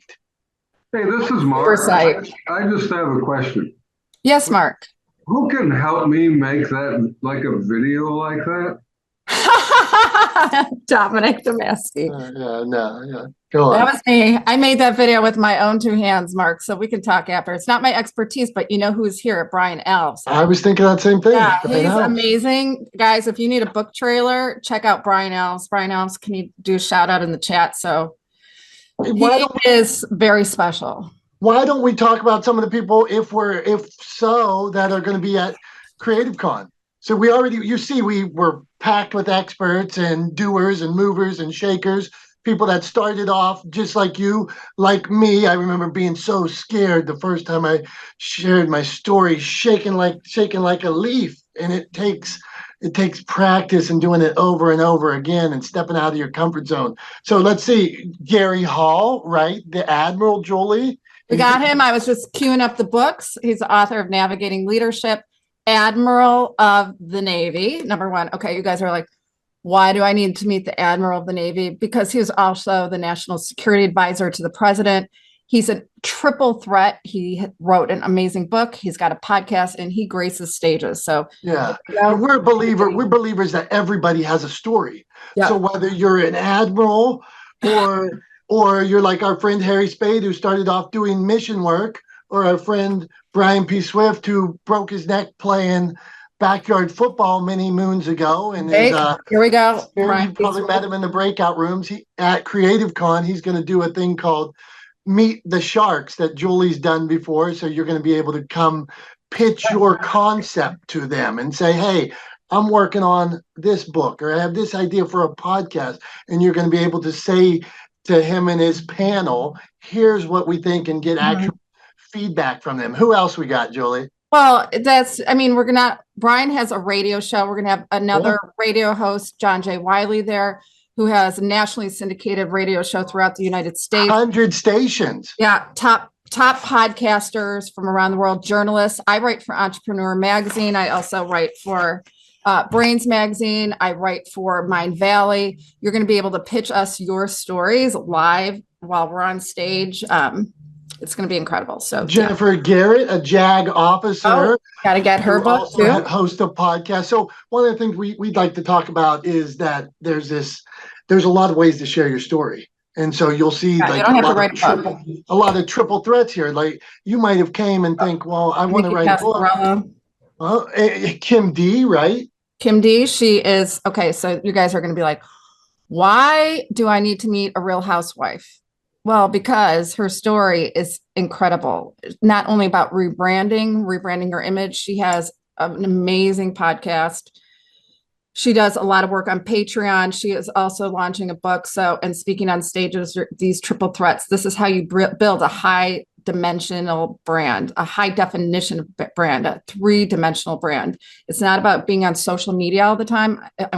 I hope I'm not going to break some people's hearts, but just by being on social media, it's going to just peg you in one corner, and we're going to build something bigger, greater, and be together. So I got this from Heidi, so it threw me off. Yeah, I gave them the fingers. She gave me the fingers. There is some great things to come, Yes. and we need to get moving. So I want to bring our next speaker to stage. Who's that? Do tell. Go on. I hope it's Rochelle Babler. It sure is. I put the link in the chat. If you're looking for early bird pricing for Cre8tive Con, February 17th and 18th, we are going to be burning it up in Chicago at the Metropolis Theater. If you think today has been amazing, it's going to be like on steroids in Chicago. So join us, please, please, please. We'd love to see you. With that said, I also want to make sure stick around. We are giving away a free ticket later today on the event, but you have to be here live. And we're also going to give away a really cool contest where you can do it on socials, but you'll need to be here or watch the recording. With that, can I just say hi to Janae Thompson? She's one of our speakers also. I just saw she jumped in, so I want to give her a big shout out. And we're talking about you, Brian Elves, so make sure that you do something in the chat. But without further ado, let's talk to Rochelle Babler. So excited to have my good friend Rochelle here. It's so fun to be able to introduce your friends. So I met Rochelle. I was thinking about it last night. I don't even know how long it's been that I've known you, but I met you through a book writing group. And we're kind of like accountability partners that need to actually get back on the track of writing our books again, right? We were meeting almost weekly to work on our books. She helps people craft their topics for TEDx, find their story. She's an author, a musician. As you can see, the guitars are always in the background. I love when she visits me with her guitars. She's been on Blue Talk stage. She's been on the TEDx. She's stood on that red dot, and she helps other people elevate their message through branded stages like TEDx. So if I've missed anything, Rochelle, I'd love for you to cover it off. And I'm going to give you 15 minutes and then some time after to answer some questions. Is that cool? That's cool. Have fun. Hello, everybody. I'm so excited to be here. Thank you so much for having me. And I'm really excited to talk about the importance of getting your message out and how you can do that, and just some simple steps that can get you going to share your message and your voice and your stories and so much more. But first, I want to tell you a little bit of a story first. In 2010, there was a researcher by the name of Brené Brown, and she talked about courage, vulnerability, shame, which some might think is not a very sexy topic to talk about, but she decided to take it to the TEDx stage in Houston in 2010, and her talk was called The Power of Vulnerability. Well, when her talk went live, it went viral, and all of a sudden, everybody was talking about shame and vulnerability. And that 20-minute talk completely changed her life. She went to be on Oprah. She wrote 6 #1 best-selling books. She has a podcast and is considered a thought leader in her field. Her TEDx talk is now one of the top 5 most viewed talks of all time. So that 20-minute talk not only changed her life, but changed millions of lives. And it did what most speakers want to do, is to create human impact. So I'm going to go through some pieces about getting your message out there and how you can do it. The first thing is using the importance of getting your message out there is for many reasons. Your message can have a profound impact on people's lives. You can inspire others to push forward. It gives other people permission to do the same as well. It helps others not to feel alone. Many people will resonate with maybe something that you share in your story. And the impact can last for many years and affect many people. Like a TEDx talk is going to be out there for generations to come. It can create movements. It can inspire others to take action and live a better life. And something that I get from a lot of my, clients that want to do TEDx talk, they say these are some of the things that people are hesitant to use their voice and speak out because of some of these things. One is, I don't have any experience. I don't have speaking experience. So how can I do TEDx talk? But they have, something that they really want to share. And I hear this all the time. And I want you to, if you find yourself saying that, I want you to say, replace speaking experience with passion and desire. If you have a passion and desire to share something, you can share it any place you want. And there's multiple places you can do that. And I'm going to talk about some of those later. But, if you have a passion and desire, then, that's really the core of what you need to use this tool that we have. One of our most powerful tools, our voice. And I've also had many clients say, I'd like to talk about this topic, but I know it's been talked about so many times. And maybe it has been, certain topics have been talked about a lot, sales, meditation, mindsets, things like that, but it's never been talked about by you. And your experiences separate you from everybody else out there. So before I became an entrepreneur, I was in forensics. I analyzed fingerprints from crime scenes, from evidence. And the reason why I could identify a fingerprint to a source is because our fingerprints are unique. There's no two people in the world that have the same fingerprints. So there's no two people in the world that has the same experience that you have and has interpreted your experiences in a unique way. So don't let that, hold you back from wanting to share your message. So how do you share your message? You just start. And one of the easiest ways is social media. And I'm going to use that first, but I'm going to talk about some others here shortly. It's a great place to start. And I've been in a couple of groups where we just did like a 7-day challenge or a 30-day challenge. And the thing about getting your message out and using your voice is being consistent and doing something to help you start to develop like your message and your passions and kind of flesh things out for you. So the more you speak, write, talk, the more you will not only gain confidence, but you'll flesh out your message and you'll start to see what the things that you really, truly love to talk about. And so if you want to get started, I was in a coaching group, and we just like jumped right in. He's like, 7-day challenge, get an accountability partner. Those are always great. But here are some simple ways to just start getting yourself out there and start sharing. Is do a 90-second video. Do a very short video. Attention span these days is like really, really minimal. So do a 90-second video. And one thing that I've seen a lot, and I share this with my clients, is look at the camera. Look right here as if you're speaking to one person. And the person that really needs to hear your message. It really makes a difference when you shift from looking at your screen and taking a video to looking at the camera. It'll connect to people more, especially those that are watching. If you have a habit of looking at your screen, when you do videos for anything, put a sticky over the screen part and just look at the camera. It really will change a lot for you. If you find things that are hard to talk about what you love. I tell my clients, just start talking about things that you love. I love my dog. I love my kids. I love this restaurant. I love food. Those are easy things. If your friends were to ask you, what do you love? Then you would start talking, or, ask you about your kids. You would start telling them all these things about your kids. So talk about the things that you love if you find it really difficult to, put yourself out there, and then start to progress into the things that you really want to share more of. And one thing we had in this coaching program, it was a very simple way to put content out there consistently, not really have to think about it, is just rotate every other day who you are, what you do. Who you are, what you do. People will get to know you personally. It's the like, no, trust factor. And then they will start to learn about what it is that you do. So those are some, simple things that you can do to just start getting your message out there. Consistent content will help you to see what you gravitate towards, what topics, what passions. And before you know it, you're going to have a week of videos, 30 days. And I guarantee you, if you do like a 30-day challenge, you're going to look back and ask yourself, why didn't I start this earlier? It really isn't that hard. And there's many other ways to get your message out there. You can write. If you're a writer and you like to write, you can start a blog. You can write on Medium, so many other platforms, Entrepreneur. Rhonda spoke earlier on books. A book can change your life and the lives of others as well. It's a great way to get your message out there.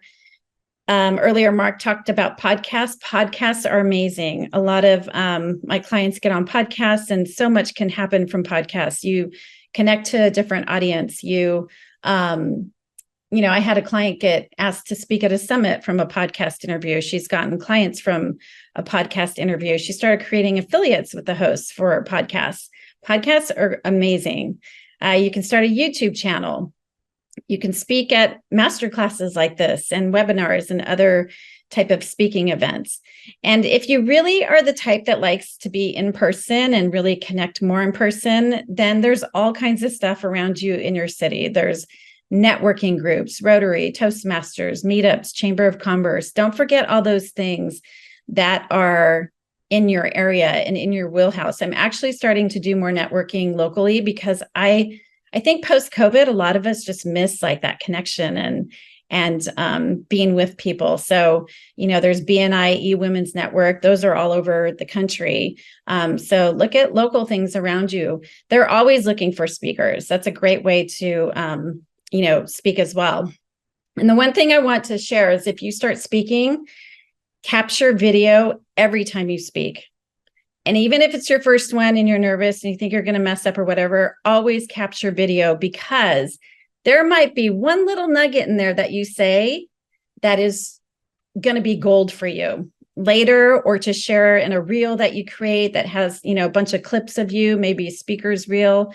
Always capture video. And another way you can share your story and messages through music. And that's what I did with something that took me to the TEDx stage. So I am a musician. You see all my guitars back here behind me. I have a band here in San Diego. I do some solo gigs. I write music. And the day after my sister passed away from colon cancer at the age of 48, I wrote a song about her cancer journey.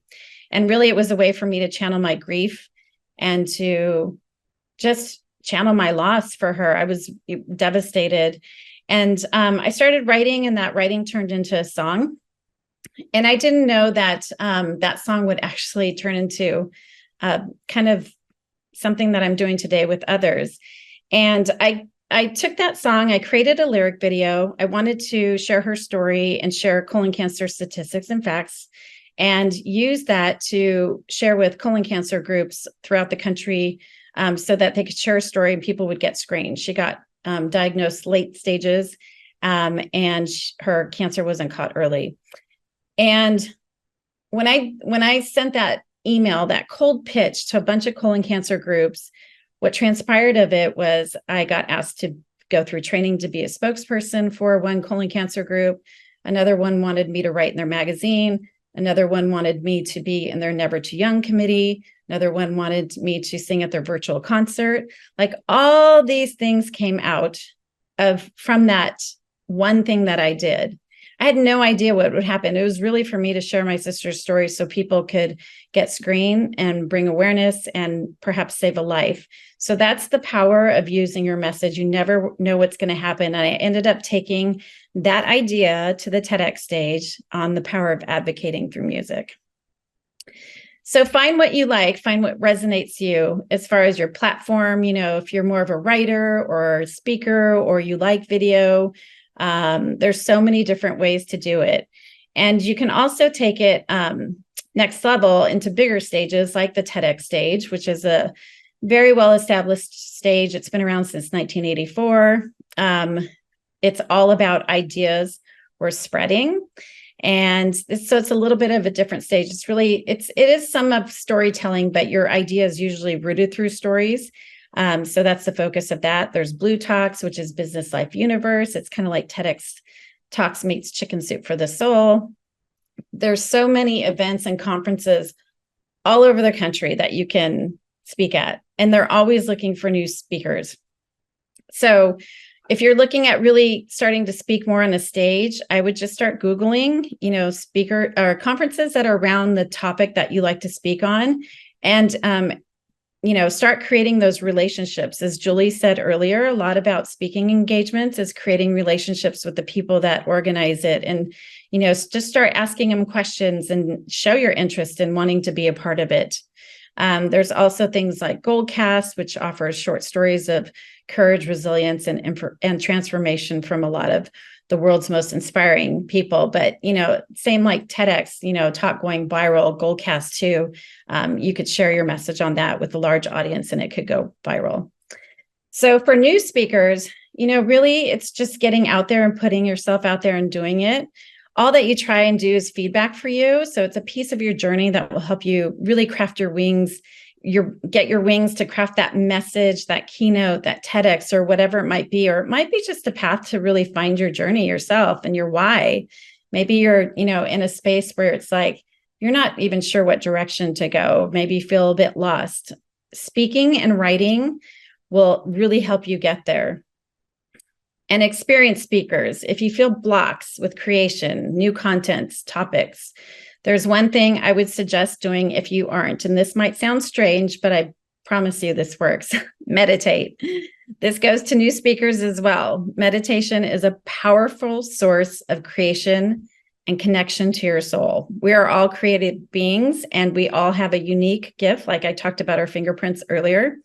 And how do you get those creative thoughts to continuously bubble to the surface? You sit in silence every day and you will see. Solitude creates creativity and clarity. It's incredibly powerful. So the end goal for us to get our message out there is really to create human impact. It's really to inspire others, to get others to take action, feel differently about something, maybe inspires them to start, taking things a notch, taking it up in their life and to maybe think about things differently based on what you shared with them. So I don't know where I'm at with time, but that's, I haven't been looking at the time. I know Heidi would let me know if I'm going over. I kind of am bossy like that, don't I? Thank you so much, Rochelle. I'm going to start off the questions. So, and I think you and I've had this conversation a few times. A lot of people, when they're public speaking, think, well, I've got to find a stage. What are your thoughts? Like we've had people talk about podcast guesting today and publishing. What are your thoughts about creating your own stage and what does that look like? Oh, I think creating your own stage would be awesome because are you talking about like an actual event creating? Well, I mean, this is your own stage, right? Like we turned around and created a stage today. Sometimes your stage could be, I'm going to run a masterclass. Sometimes your stage could be like you and I've done, you were doing great for a while where you were interviewing people on Facebook Live or Instagram Live, right? Yeah. Like, can you share a little bit about like the benefit of doing that? Yeah. So I would do like TEDx Talk Thursday and I'd interview TEDx speakers. And it was just a way for other people to learn the journey of the TEDx, from idea to stage from other speakers. If you're really nervous to speak or do something on your own, it's great to interview people because it kind of takes, a little bit of the spotlight off of you. And it can help you just start really getting comfortable and getting some experience in that, media and that video field. I've done masterclasses where I just create like a 1 hour or 2 hour masterclass just on stuff I love. And I throw it out there and it's like, who wants to join me? And you can create a stage in a Facebook group. You can create a private group. Maybe you love, finding new restaurants and sharing things about that. Find a passion that you really like. Again, I spoke about this earlier. If you don't know what to talk about, if you want to do some videos on social media, talk about what you love. So maybe create a group of what you love to do, and then that'll slowly build and you'll start to just get that confidence to maybe then take the next step to do the next thing. Awesome. Thank you. And then Antoinette had a question in the chat that says, what do you do if you have a fear of public speaking? What are some ways that you can overcome some of those fears? The way I deal with that is I just do it. I just get into it, and you can do, some of the TEDx clients we've had who have been really nervous.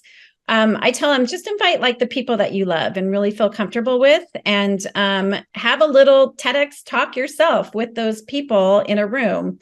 And you start with just a few and then you can add some more and then you can start adding friends. And then, you can just kind of build from there. I think if you're afraid of the stage, a good way to crack into the stage also is to do things virtually. You're on the camera, but you're not in front of people, but start there. You'll start to build the confidence, and then start maybe, like I said earlier, connecting with local networking groups in your area and ask for speakers. And there's smaller groups usually, and start speaking there. But really, it's just practicing and consistency. So anything that you can do to just start using this tool right here that we have every day is going to give you confidence and start building that. You are such a gift. Thank you, thank you, thank you.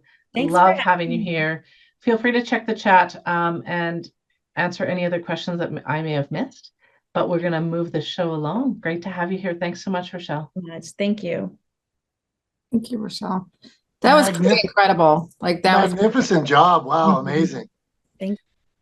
So, if you guys want to reach out to Rochelle, make sure you message her in the chat.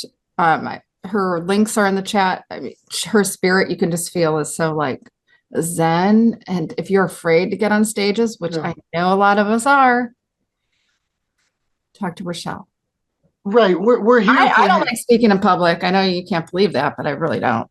And we're here for it. We're here for you for that, because it's so common. Like, what is it? Like 80% of the population fears being on stage or something like that. More than dying, like their fear of speaking. more than the dentist. Right. Oh, Yeah. I have a free giveaway too. I'm going to put in the chat about free giveaway.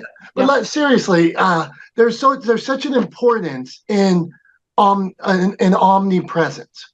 And so what you ask, what's that mean? That means the author has a story, but there's billions of people on social media. So there's billions of people consuming video. There's people consuming written word. So you need to be able to share your message, articulate your message in all these different ways.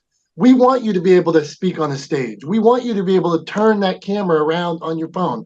Like Rochelle says, where you could create your own stage. You can turn that camera around on your phone and do 30 seconds. You could, our friend Tom Langan says, who you're going to see a video from him in a little bit here, and he'll be at Cre8tive Con. Our friend Tom says, you could record a video and not share it. You could record 10 videos and not share them. Practice that before you even get out and share your message. So I put in the chat there before, start where you are today with what you have. So what we're trying to do with Cre8tive Con, if you don't mind, is we know that it's so important to share your message in all these ways. So we hope today that we've given you a lot of value, and you're thinking, wow, there was a lot of value in these 2-3 hours here. What if I came and hung out with all these awesome people who I met today in February? What do you think that would mean, Julie, if they could get this in 2 hours? What if you came to an event that was 2 days of workshops and people just full of energy, networking, community building? What do you think? I think you would leave a different person. You'd come in one person with one idea, one brand, one book idea to write a book, and you'd leave a superstar. Like I'm almost going to say I guarantee it, and I will guarantee it. Like, you will leave a bigger and better person, a better brand, because we all are an embodiment of our brands, no matter what you're doing. If you're just working on the street, not the streets, but if you're working at McDonald's, or if you're the president of the United States, you have a brand, and it's a story like that, and a story. Yeah. It's how do you disseminate that to the world? Yeah, there's 8 billion people on this planet right now. Really? 8 billion unique. There's one Dominic Damaski, one Heidi Dunstan, one Julie Loken. If you try to be anybody else, you will fail. But you see Rochelle on stage. She is authentically herself, and that's why she absolutely killed it. So it's about working on your message, what makes you unique. Don't try to be a copy.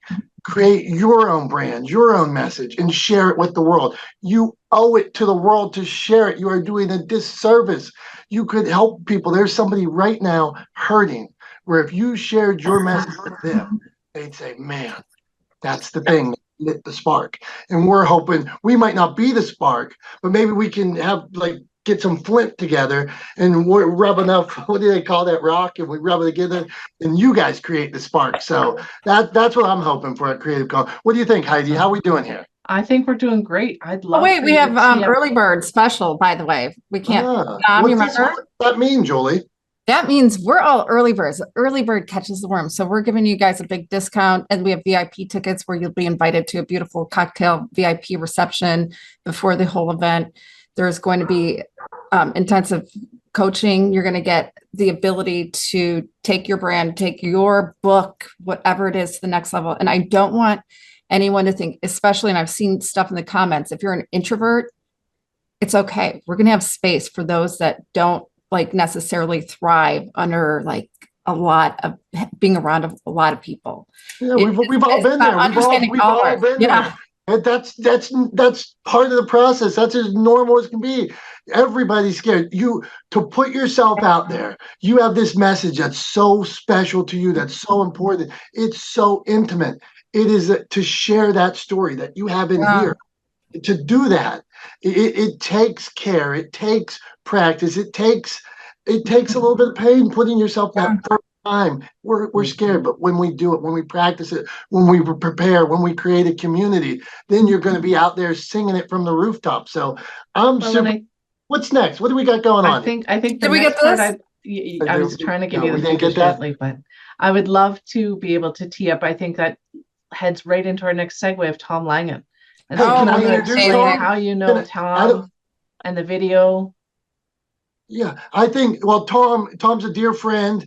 Tom is also a master of messaging and production. He's 2-time Emmy nominated, and he's our friend, and he wants to, he's such a believer in the importance of your message. So while he loves video and all that, it's about message.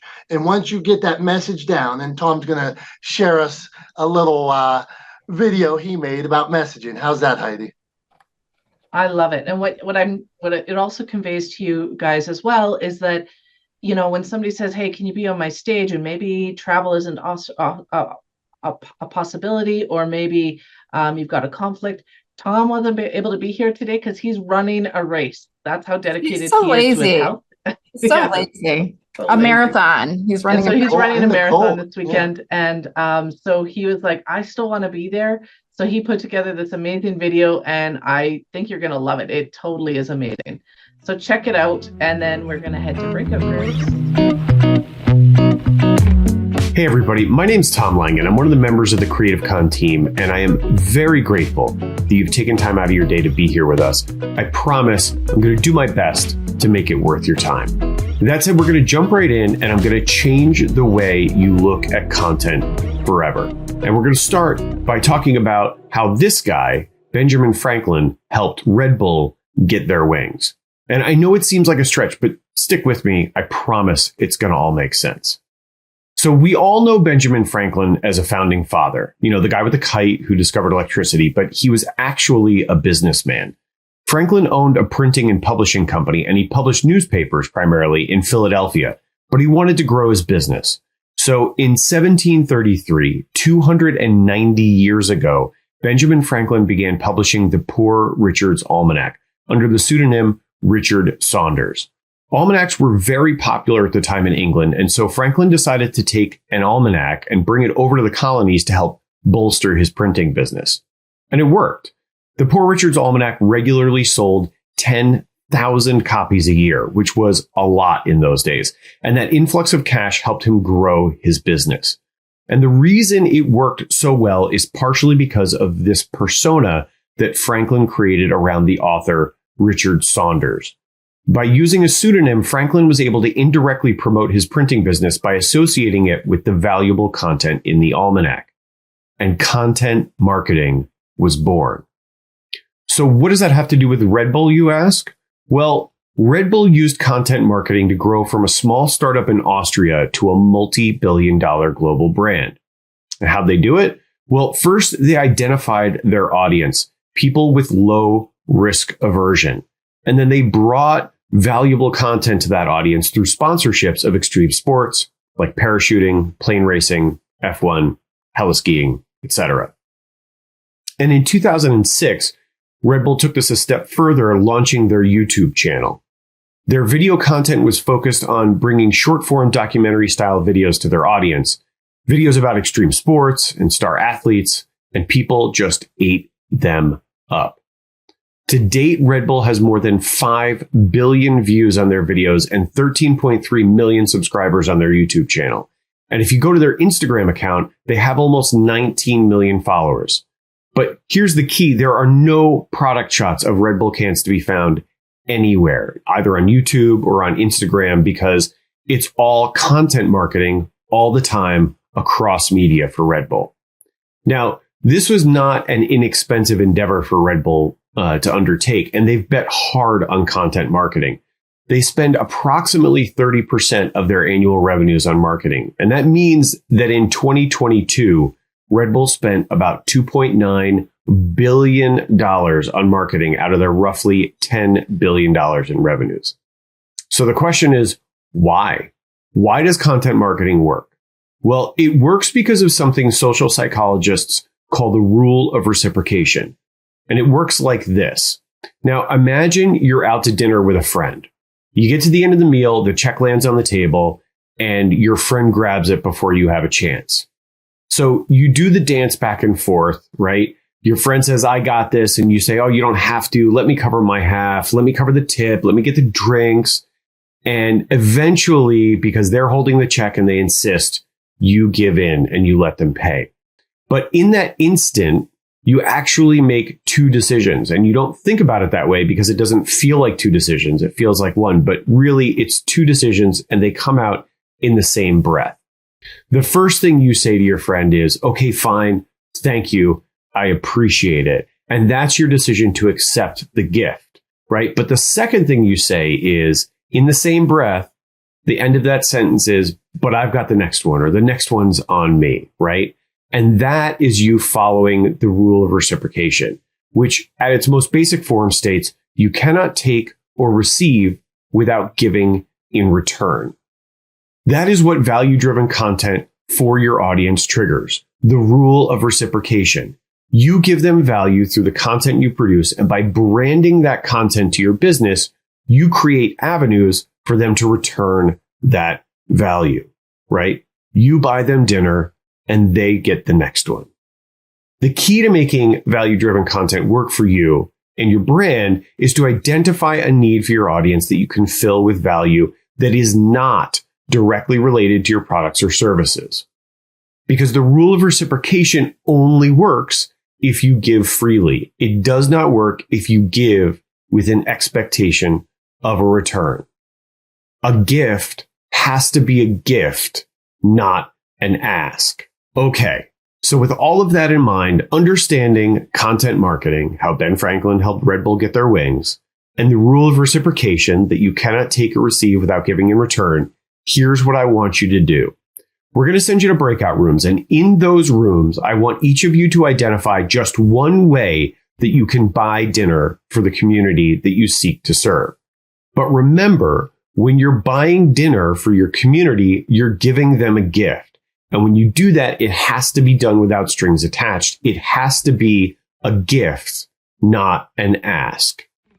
All right, I've got to run now, but I want to say one more time, thank you so much for being here. I hope you got an incredible amount of value out of this morning. And I hope to see a ton of you in Chicago at the Metropolis Performing Arts Center in February for Cre8tive Con 2024. I'll see you soon. Tom's on fire. He doesn't mess around. He's got to go. He's got to run 26.2 miles today. He's out running today. And the thing about Tom is, I've known him for a couple of years now, and all of a sudden, he's working with, you'll comment on somebody, and he'll be like, oh, I know Tony, or I know Anthony Bourdain. We did some filming together. Oh, I worked on Discovery Channel. Each time you get into his mind, you see how skilled and versed he is and what he actually does. So what do you think? Are we going to breakout rooms, Heidi? We're like Tom said? Go to some breakout rooms. Yes. I'm so grateful that Tom was part of our presentation today. And I really hope that you see that even though he wasn't with us today in person, live online, he still created a lot of value, still did a lot of thought outside the box and did something different. and you guys could do that too. And we're going to do that at Cre8tive Con. We are all about walking our talk. Hey, right. Where's the link? Is it this way? Is it? How do you do this? I don't know where. Yeah, I don't know where you are. Get in that chat and get yourself a ticket. Yeah, Tom. At some point, get in that chat and get yourself an early bird ticket. We'd love to see you there. We're gonna knock it out of the park. We'll see you at in the breakout rooms. Have fun, everybody. What a surprise. I went into 2 rooms and my mom was in one room, my dad was in the other, and then Admiral Garry Hall was in one. I'm like, who are all these people? They're amazing people. I'm enjoying the room so much that I know it was too short for sure. I can't leave. See, you jumped around. I'm in. Both rooms I went to today, everybody completely captivated me, and I'm like, I'm not leaving. Sorry, I had the ability to jump rooms. I couldn't do it. I'm sorry. Well, you know what? Next time, but you did amazing. I just want to give a shout out to one of our speakers that I talked about earlier, and we are like on a schedule, but I want to say hi to Garry E. Hall. He is the Rear Admiral of the Navy, retired Admiral of the Navy. I had the opportunity to work with him. He's also former National Security Advisor to the President, not the President of McDonald's, not the President of IBM, the President of the United States. So that was a little joke he gave us. But if you want to say hello really quickly, Garry, and then we have something amazing going on. Quickly. I just. And he's got his infrared sauna on the back. He looks good. Yeah. I'm Rear Admiral Garry Hall, world famous helicopter pilot, adventurer, sportsman, and world traveler. I'm perhaps the finest helicopter pilot I know, call sign Viper, and I'll be your commanding officer during your tour here at Top Gun. Julie, this is the Top Gun SEAL Team 6 A++ content creator group, correct? That's correct, sir. There we go.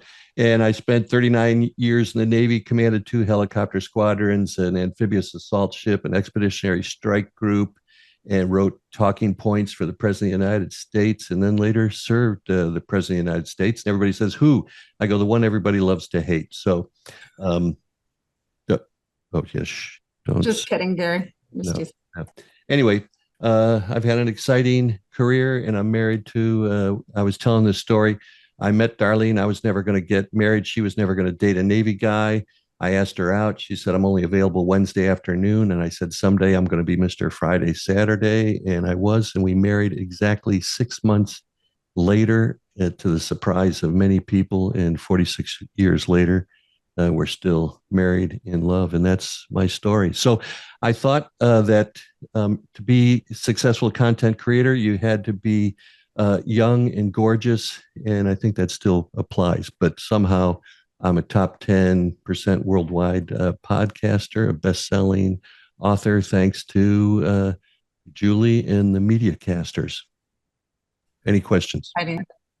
Any questions? Great to see you, sir. Good to be seen. Thank you, rather than viewed. Awesome. Thank you, sir. Enjoy the rest of your day, and we're going to keep this show rolling. Grateful for you. And if you if you want to actually meet Garry in person, come to Chicago in February. He's going to heat it up. He's going to heat it up. Funny story. He said, I can come as long as there's no snow. I'm like, you flew helicopters like on the skirts of like enemy territory, and you're scared about snow in Chicago. Yeah, that's when I was young and famous, and yeah, in different parts of the world in conflict. We got everybody out of Somalia back in '94. I was once chased by a MiG, and so I just flew at 20 feet over the water at 120 knots till I could get back to my ship. Yeah, it was a fun career, and you can learn more about it in Navigating Leadership, Making a Pact with Excellence, a bestseller on Amazon.com. Thank you, Garry. We appreciate you. And Gary's coming to Chicago, Cre8tive Con, and we hope to see each of you there. Julie, you have often said there has to be more, right? There has to be more. There has to be more. What do you think about that? That like we're sitting there thinking, my story matters, right? Your message matters. What should they do?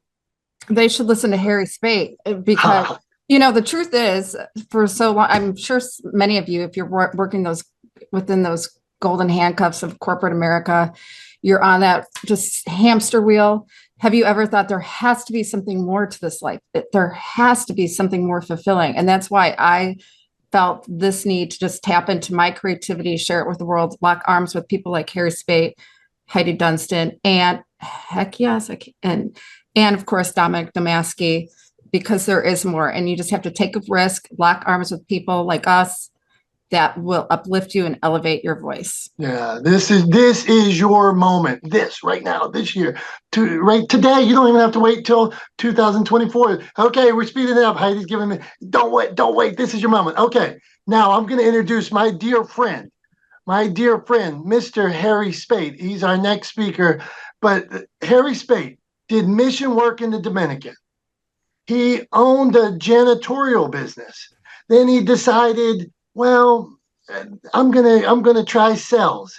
He gets into sales. He succeeds at sales. Goes from mission work in the Dominican to he's bashful to being responsible for hundreds of millions of dollars in closed sales for his teams. Right? Okay. So then he says, that's still not enough. Harry, a few years ago, now I'll get into Harry's formal bio. Did all right so far, Harry? Okay, Harry's formal bio. Harry is the author of Selling with Dignity, a keynote speaker, a consultant who elevates with a sales first mindset. He is also a podcaster of the Sales Made Easy podcast. It's on Apple, and Harry says, and on all of your favorite channels. Harry, we love you. The floor is yours. Please do your thing. What is the good word? Standing ovation for Julie, Dominic, Heidi, and the crew that put this together. Is everyone feeling great about this so far? If you are, put great in the chat. So feeling great today, it's really easy. We are getting filled with love. We're getting filled with ideas and energy. People are on your side, and I love it. And I know you do as well. But have you ever felt there are moments in your life where things are just not on your side?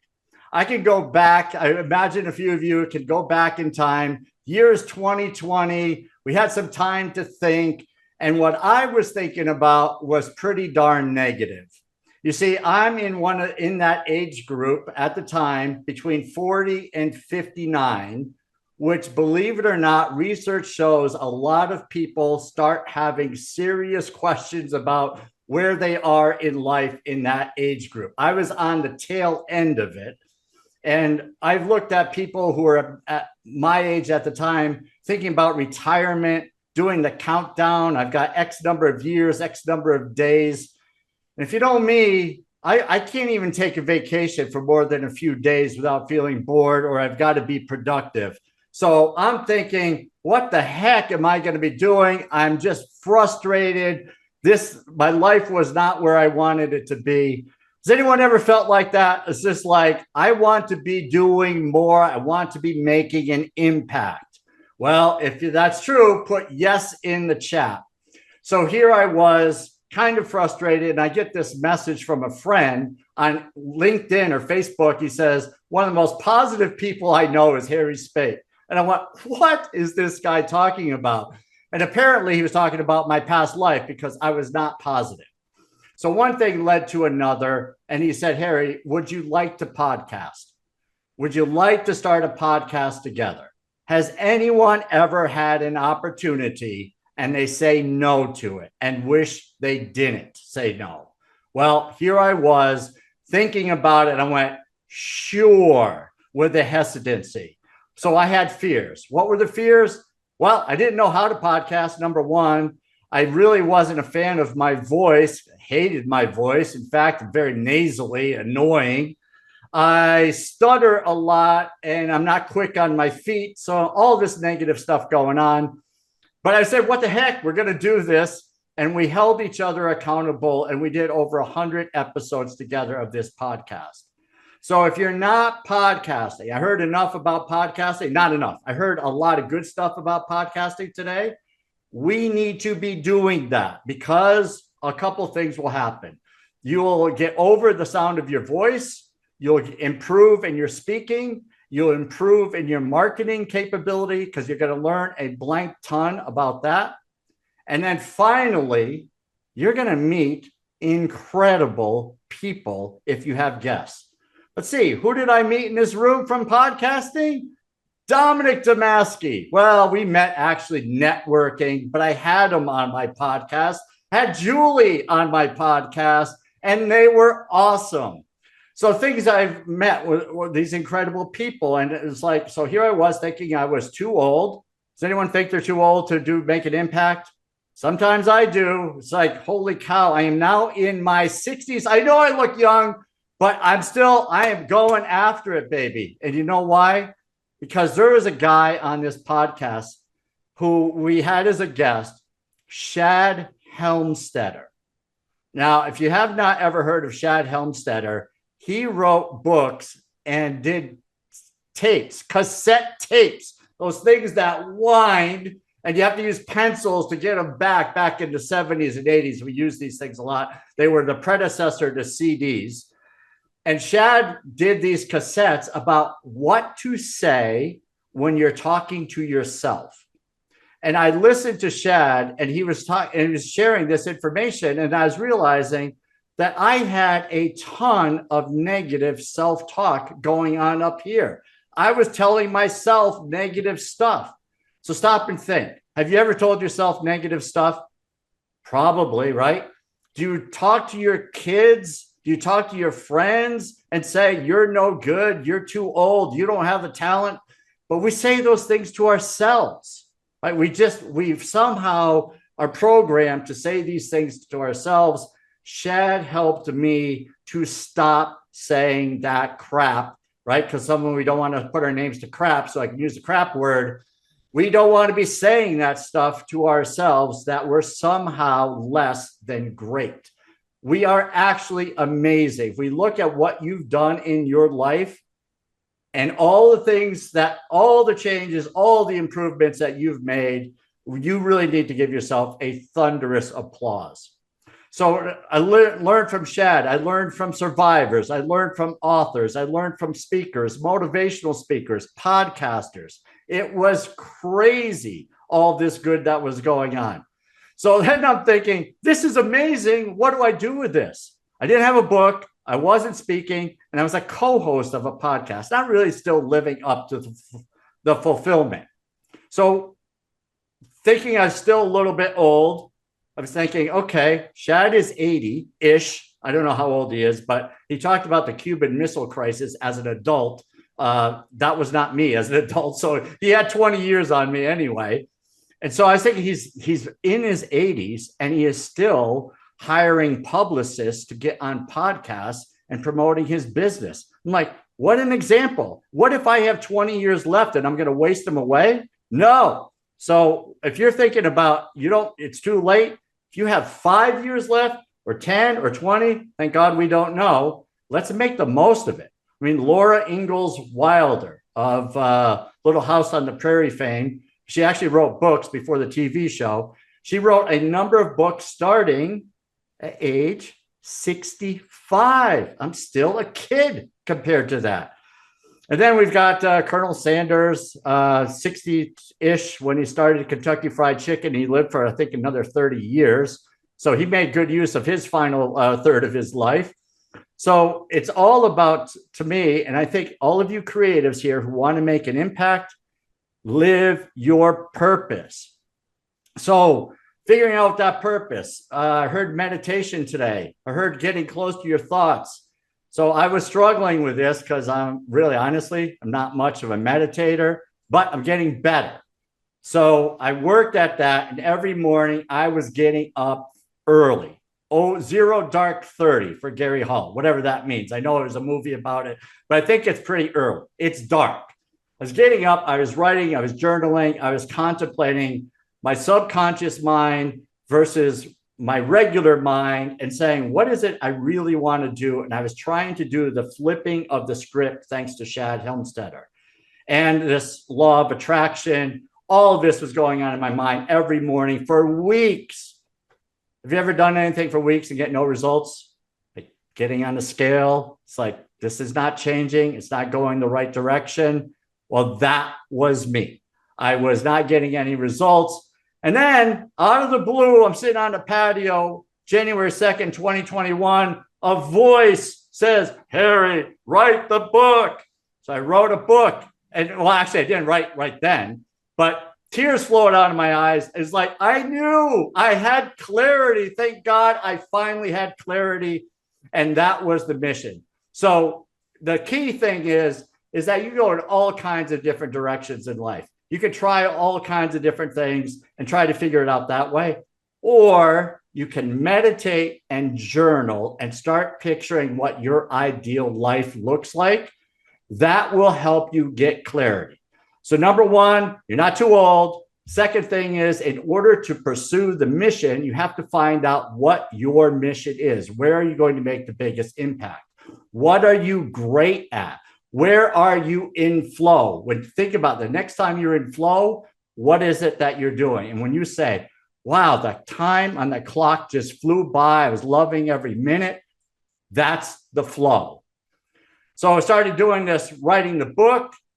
Things were going great. I met Dominic, and Dominic's had him, whoever in this network thing, he was talking about that. He's a publisher. And I'm like, yeah, I'm writing a book.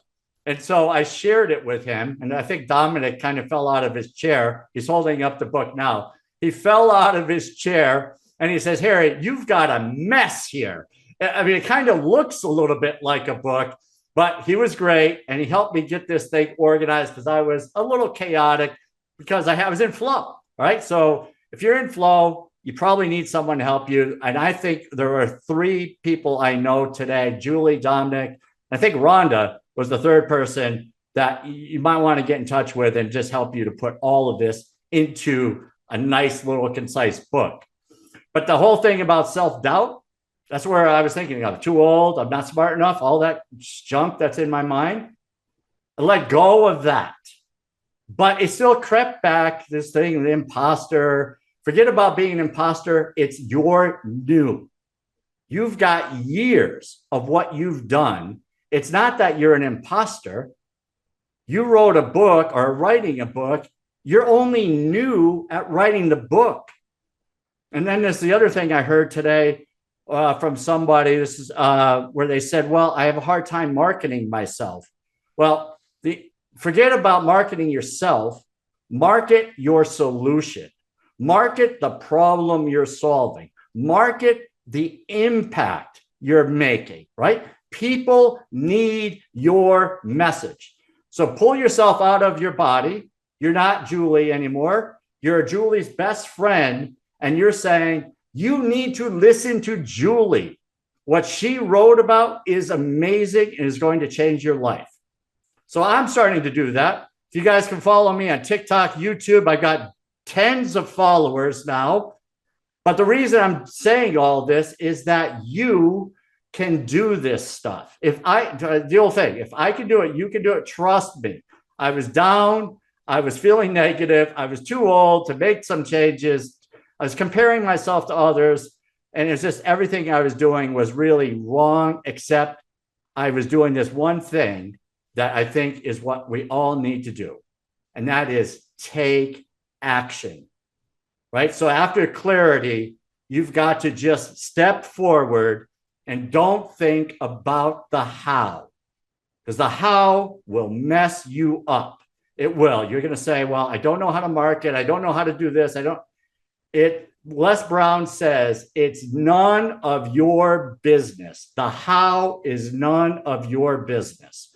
So think like that. It's like, you got to trust the universe. The universe already told you what you need to be doing. It will tell you what you need to be doing next. And that was the thing I struggled with. I got paralyzed a bunch of times, analysis paralysis. We've probably all been there. But today, I'm going to ask you, think of one step forward you can make.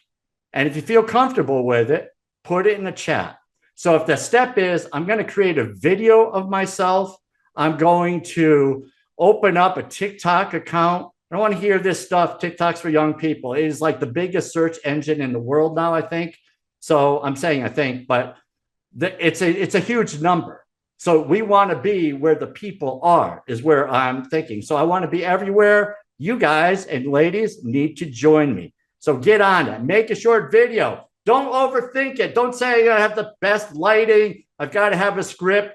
My first video, I was tears in my eyes. It was 3 minutes long. I can't even look at it. I was so embarrassed by it. But I saved it to say, this is what I did. This is the gap, right? I went from this to where I am today. So 3 years ago, or 3.5 years ago, I was not speaking. I wasn't podcasting. I wasn't doing books. I wasn't doing video. Hello, this can be you if you step forward. And you can probably do it a lot faster because I still have some negative thinking I got to deal with. But hey, that's life.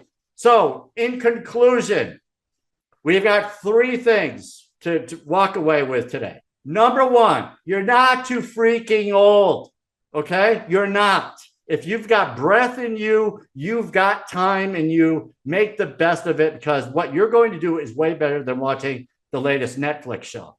Number 2, if you're lacking in clarity, spend the time journaling, meditating. Don't ask everyone for ideas because they're not coming from your heart. Get in touch with yourself. Good things are going to happen. And then you are going to, once you have the clarity, move, baby. We've got to move, because sitting on it, I'll tell you, I wanted to write a book 12 years ago. I overthought it, never did anything, and it sat in a drawer in the back of my mind for 10 years. Thankfully, I got another chance. You don't want to miss out on those 10 years. So the last thing I'm going to ask you to do is join this community of great people, because they are amazing. They will drive you to get to where you need to be to make the impact you want to make. Life with purpose is the way to live.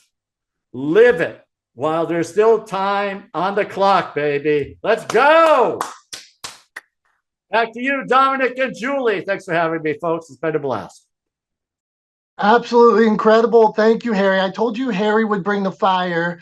I read a chapter by, hey, and I never said mess. Did I say mess when you sent me? I don't think I said mess. But Harry's on message right now. He works on his message. He works on video. He's absolutely fire. I'll tell you, he wrote a chapter for our book in the Cre8tive Con book that you're going to see at Cre8tive Con. And I got actually tears in my eyes when I read it. I'm like, this guy, from going from being afraid to share his story to now being able to share it like we just saw him today, right, Heidi? I mean, what the heck? I mean, he knocks it out of the park.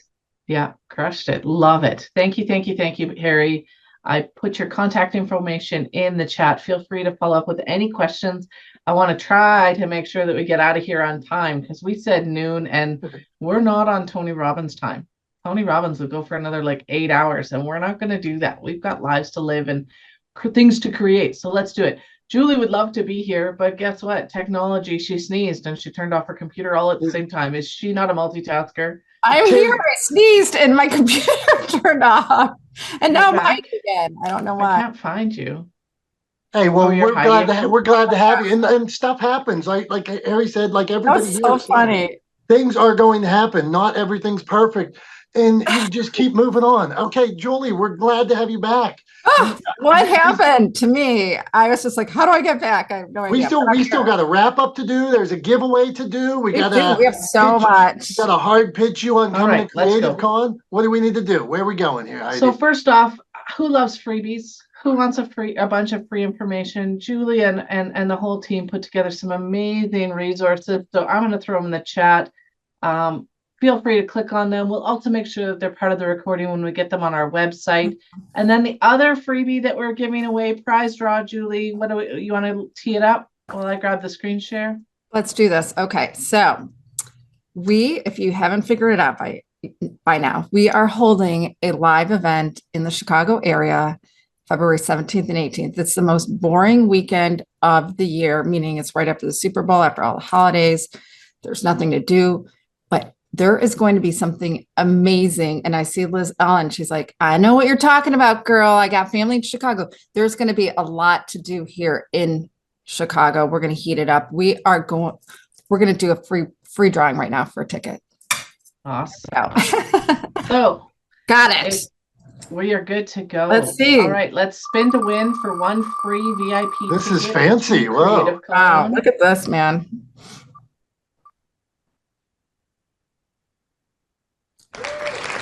Wait, Jessica Dolby's already gotten a ticket, so we need to do it again. She's already purchased a ticket. But that's awesome, Jessica Dolby. Please take my name out of there, but thank you. Yay! She's already coming. This is like Look at- Plinko. she's Lady Luck, man. If she only knew. You got to be in the room, Shar. Are you yeah. Shar Murphy, Mission Hope. Shar Murphy is quite the author. If I may do a quick bio, Shar Murphy, my friend Shar Murphy, she had cancer 4 times, overcame it. She went blind at one point, and she decided she had to share her story. And so she went out, not only shared her story, started helping other people share their stories, and now she helps people share their stories in compilation books. So I hope she comes. Man, You got a free ticket, girl. Yeah. Let us know. Is she here? She was here, yeah. She was. I think she may have just stepped. Okay, we will move forward. Okay, what's next? So Heidi? You want to keep us on schedule? So I would love if everybody, while we wrap up, just put one thing that resonated or one thing you're going to take action on this week. We want to see some of the actions. Feel free, reach out, tag us on Cre8tive Con. Julie's got a quick little online contest for you. You want to put that in the chat for me, Jules? If you guys want to download the picture, I have a picture here in the chat. Just download it. Use the hashtag Cre8tive Con 2024 with CRE8 TIVE Con 2024. Tag us at Cre8tive Con, same CRE8 TIVE. By the end, how many days are we going to give them? 3 days. We're going to see who's doing this. We can do a big check, especially with the hashtag. If it's on there, Heidi, put it on there. Use that picture, put it on your social, especially Instagram. Actually, it has to be tagged on Instagram because we don't have like a LinkedIn but you can tag one of us and we'll see it. We'll see the hashtag. So wherever you post it, if you put the hashtag on it, we'll see it. The person that does the most, we will be giving another free ticket away. So let's go. Come on. So watch on the website on Wednesday. We will announce the winner. We will show it all there. We're really excited. We want you guys to be able to get your messages out there. We walk our talk live at the event. All of the speakers that are going to be on the Cre8tive Con stage have the opportunity to submit a chapter to a collaboration book. We are going to launch that book live and make it a bestseller live at the event. Super excited because all the speakers, you're going to get all the gems live in the room. You can order the book and have an amazing resource after. Are we excited about this, guys? Killing it. Absolutely. I'm excited. Absolutely. Thank you so much. Thank you, everybody, for being here. Thank you for giving us your Saturday mornings. Yeah. Thank you so much. I appreciate every single one of you. Wherever we met, we can never ignore each other because we all have a story. I've heard so many stories today. We are connected at the core right now. And this is what makes life better here, right now, by sharing our stories. So thank you so much. Make sure we support all of each other. It's not save the chat. Oh yeah. Connect with people. Yeah. Sorry. Save the chat. Hey, and my final words for you are this. Get out there by whatever means necessary and share your story. The world needs your story, whether it's podcasting, whether it's publishing, whether it's public speaking. Get out there and share your story. The world needs it. And like Harry said, like Julie said, like everybody, all our fantastic speakers and presenters today, take action. Take the first step. Go on. Do it. What do you say, Heidi, Julie? Let's wrap it up. Have a great day, everybody. Thank you for being here.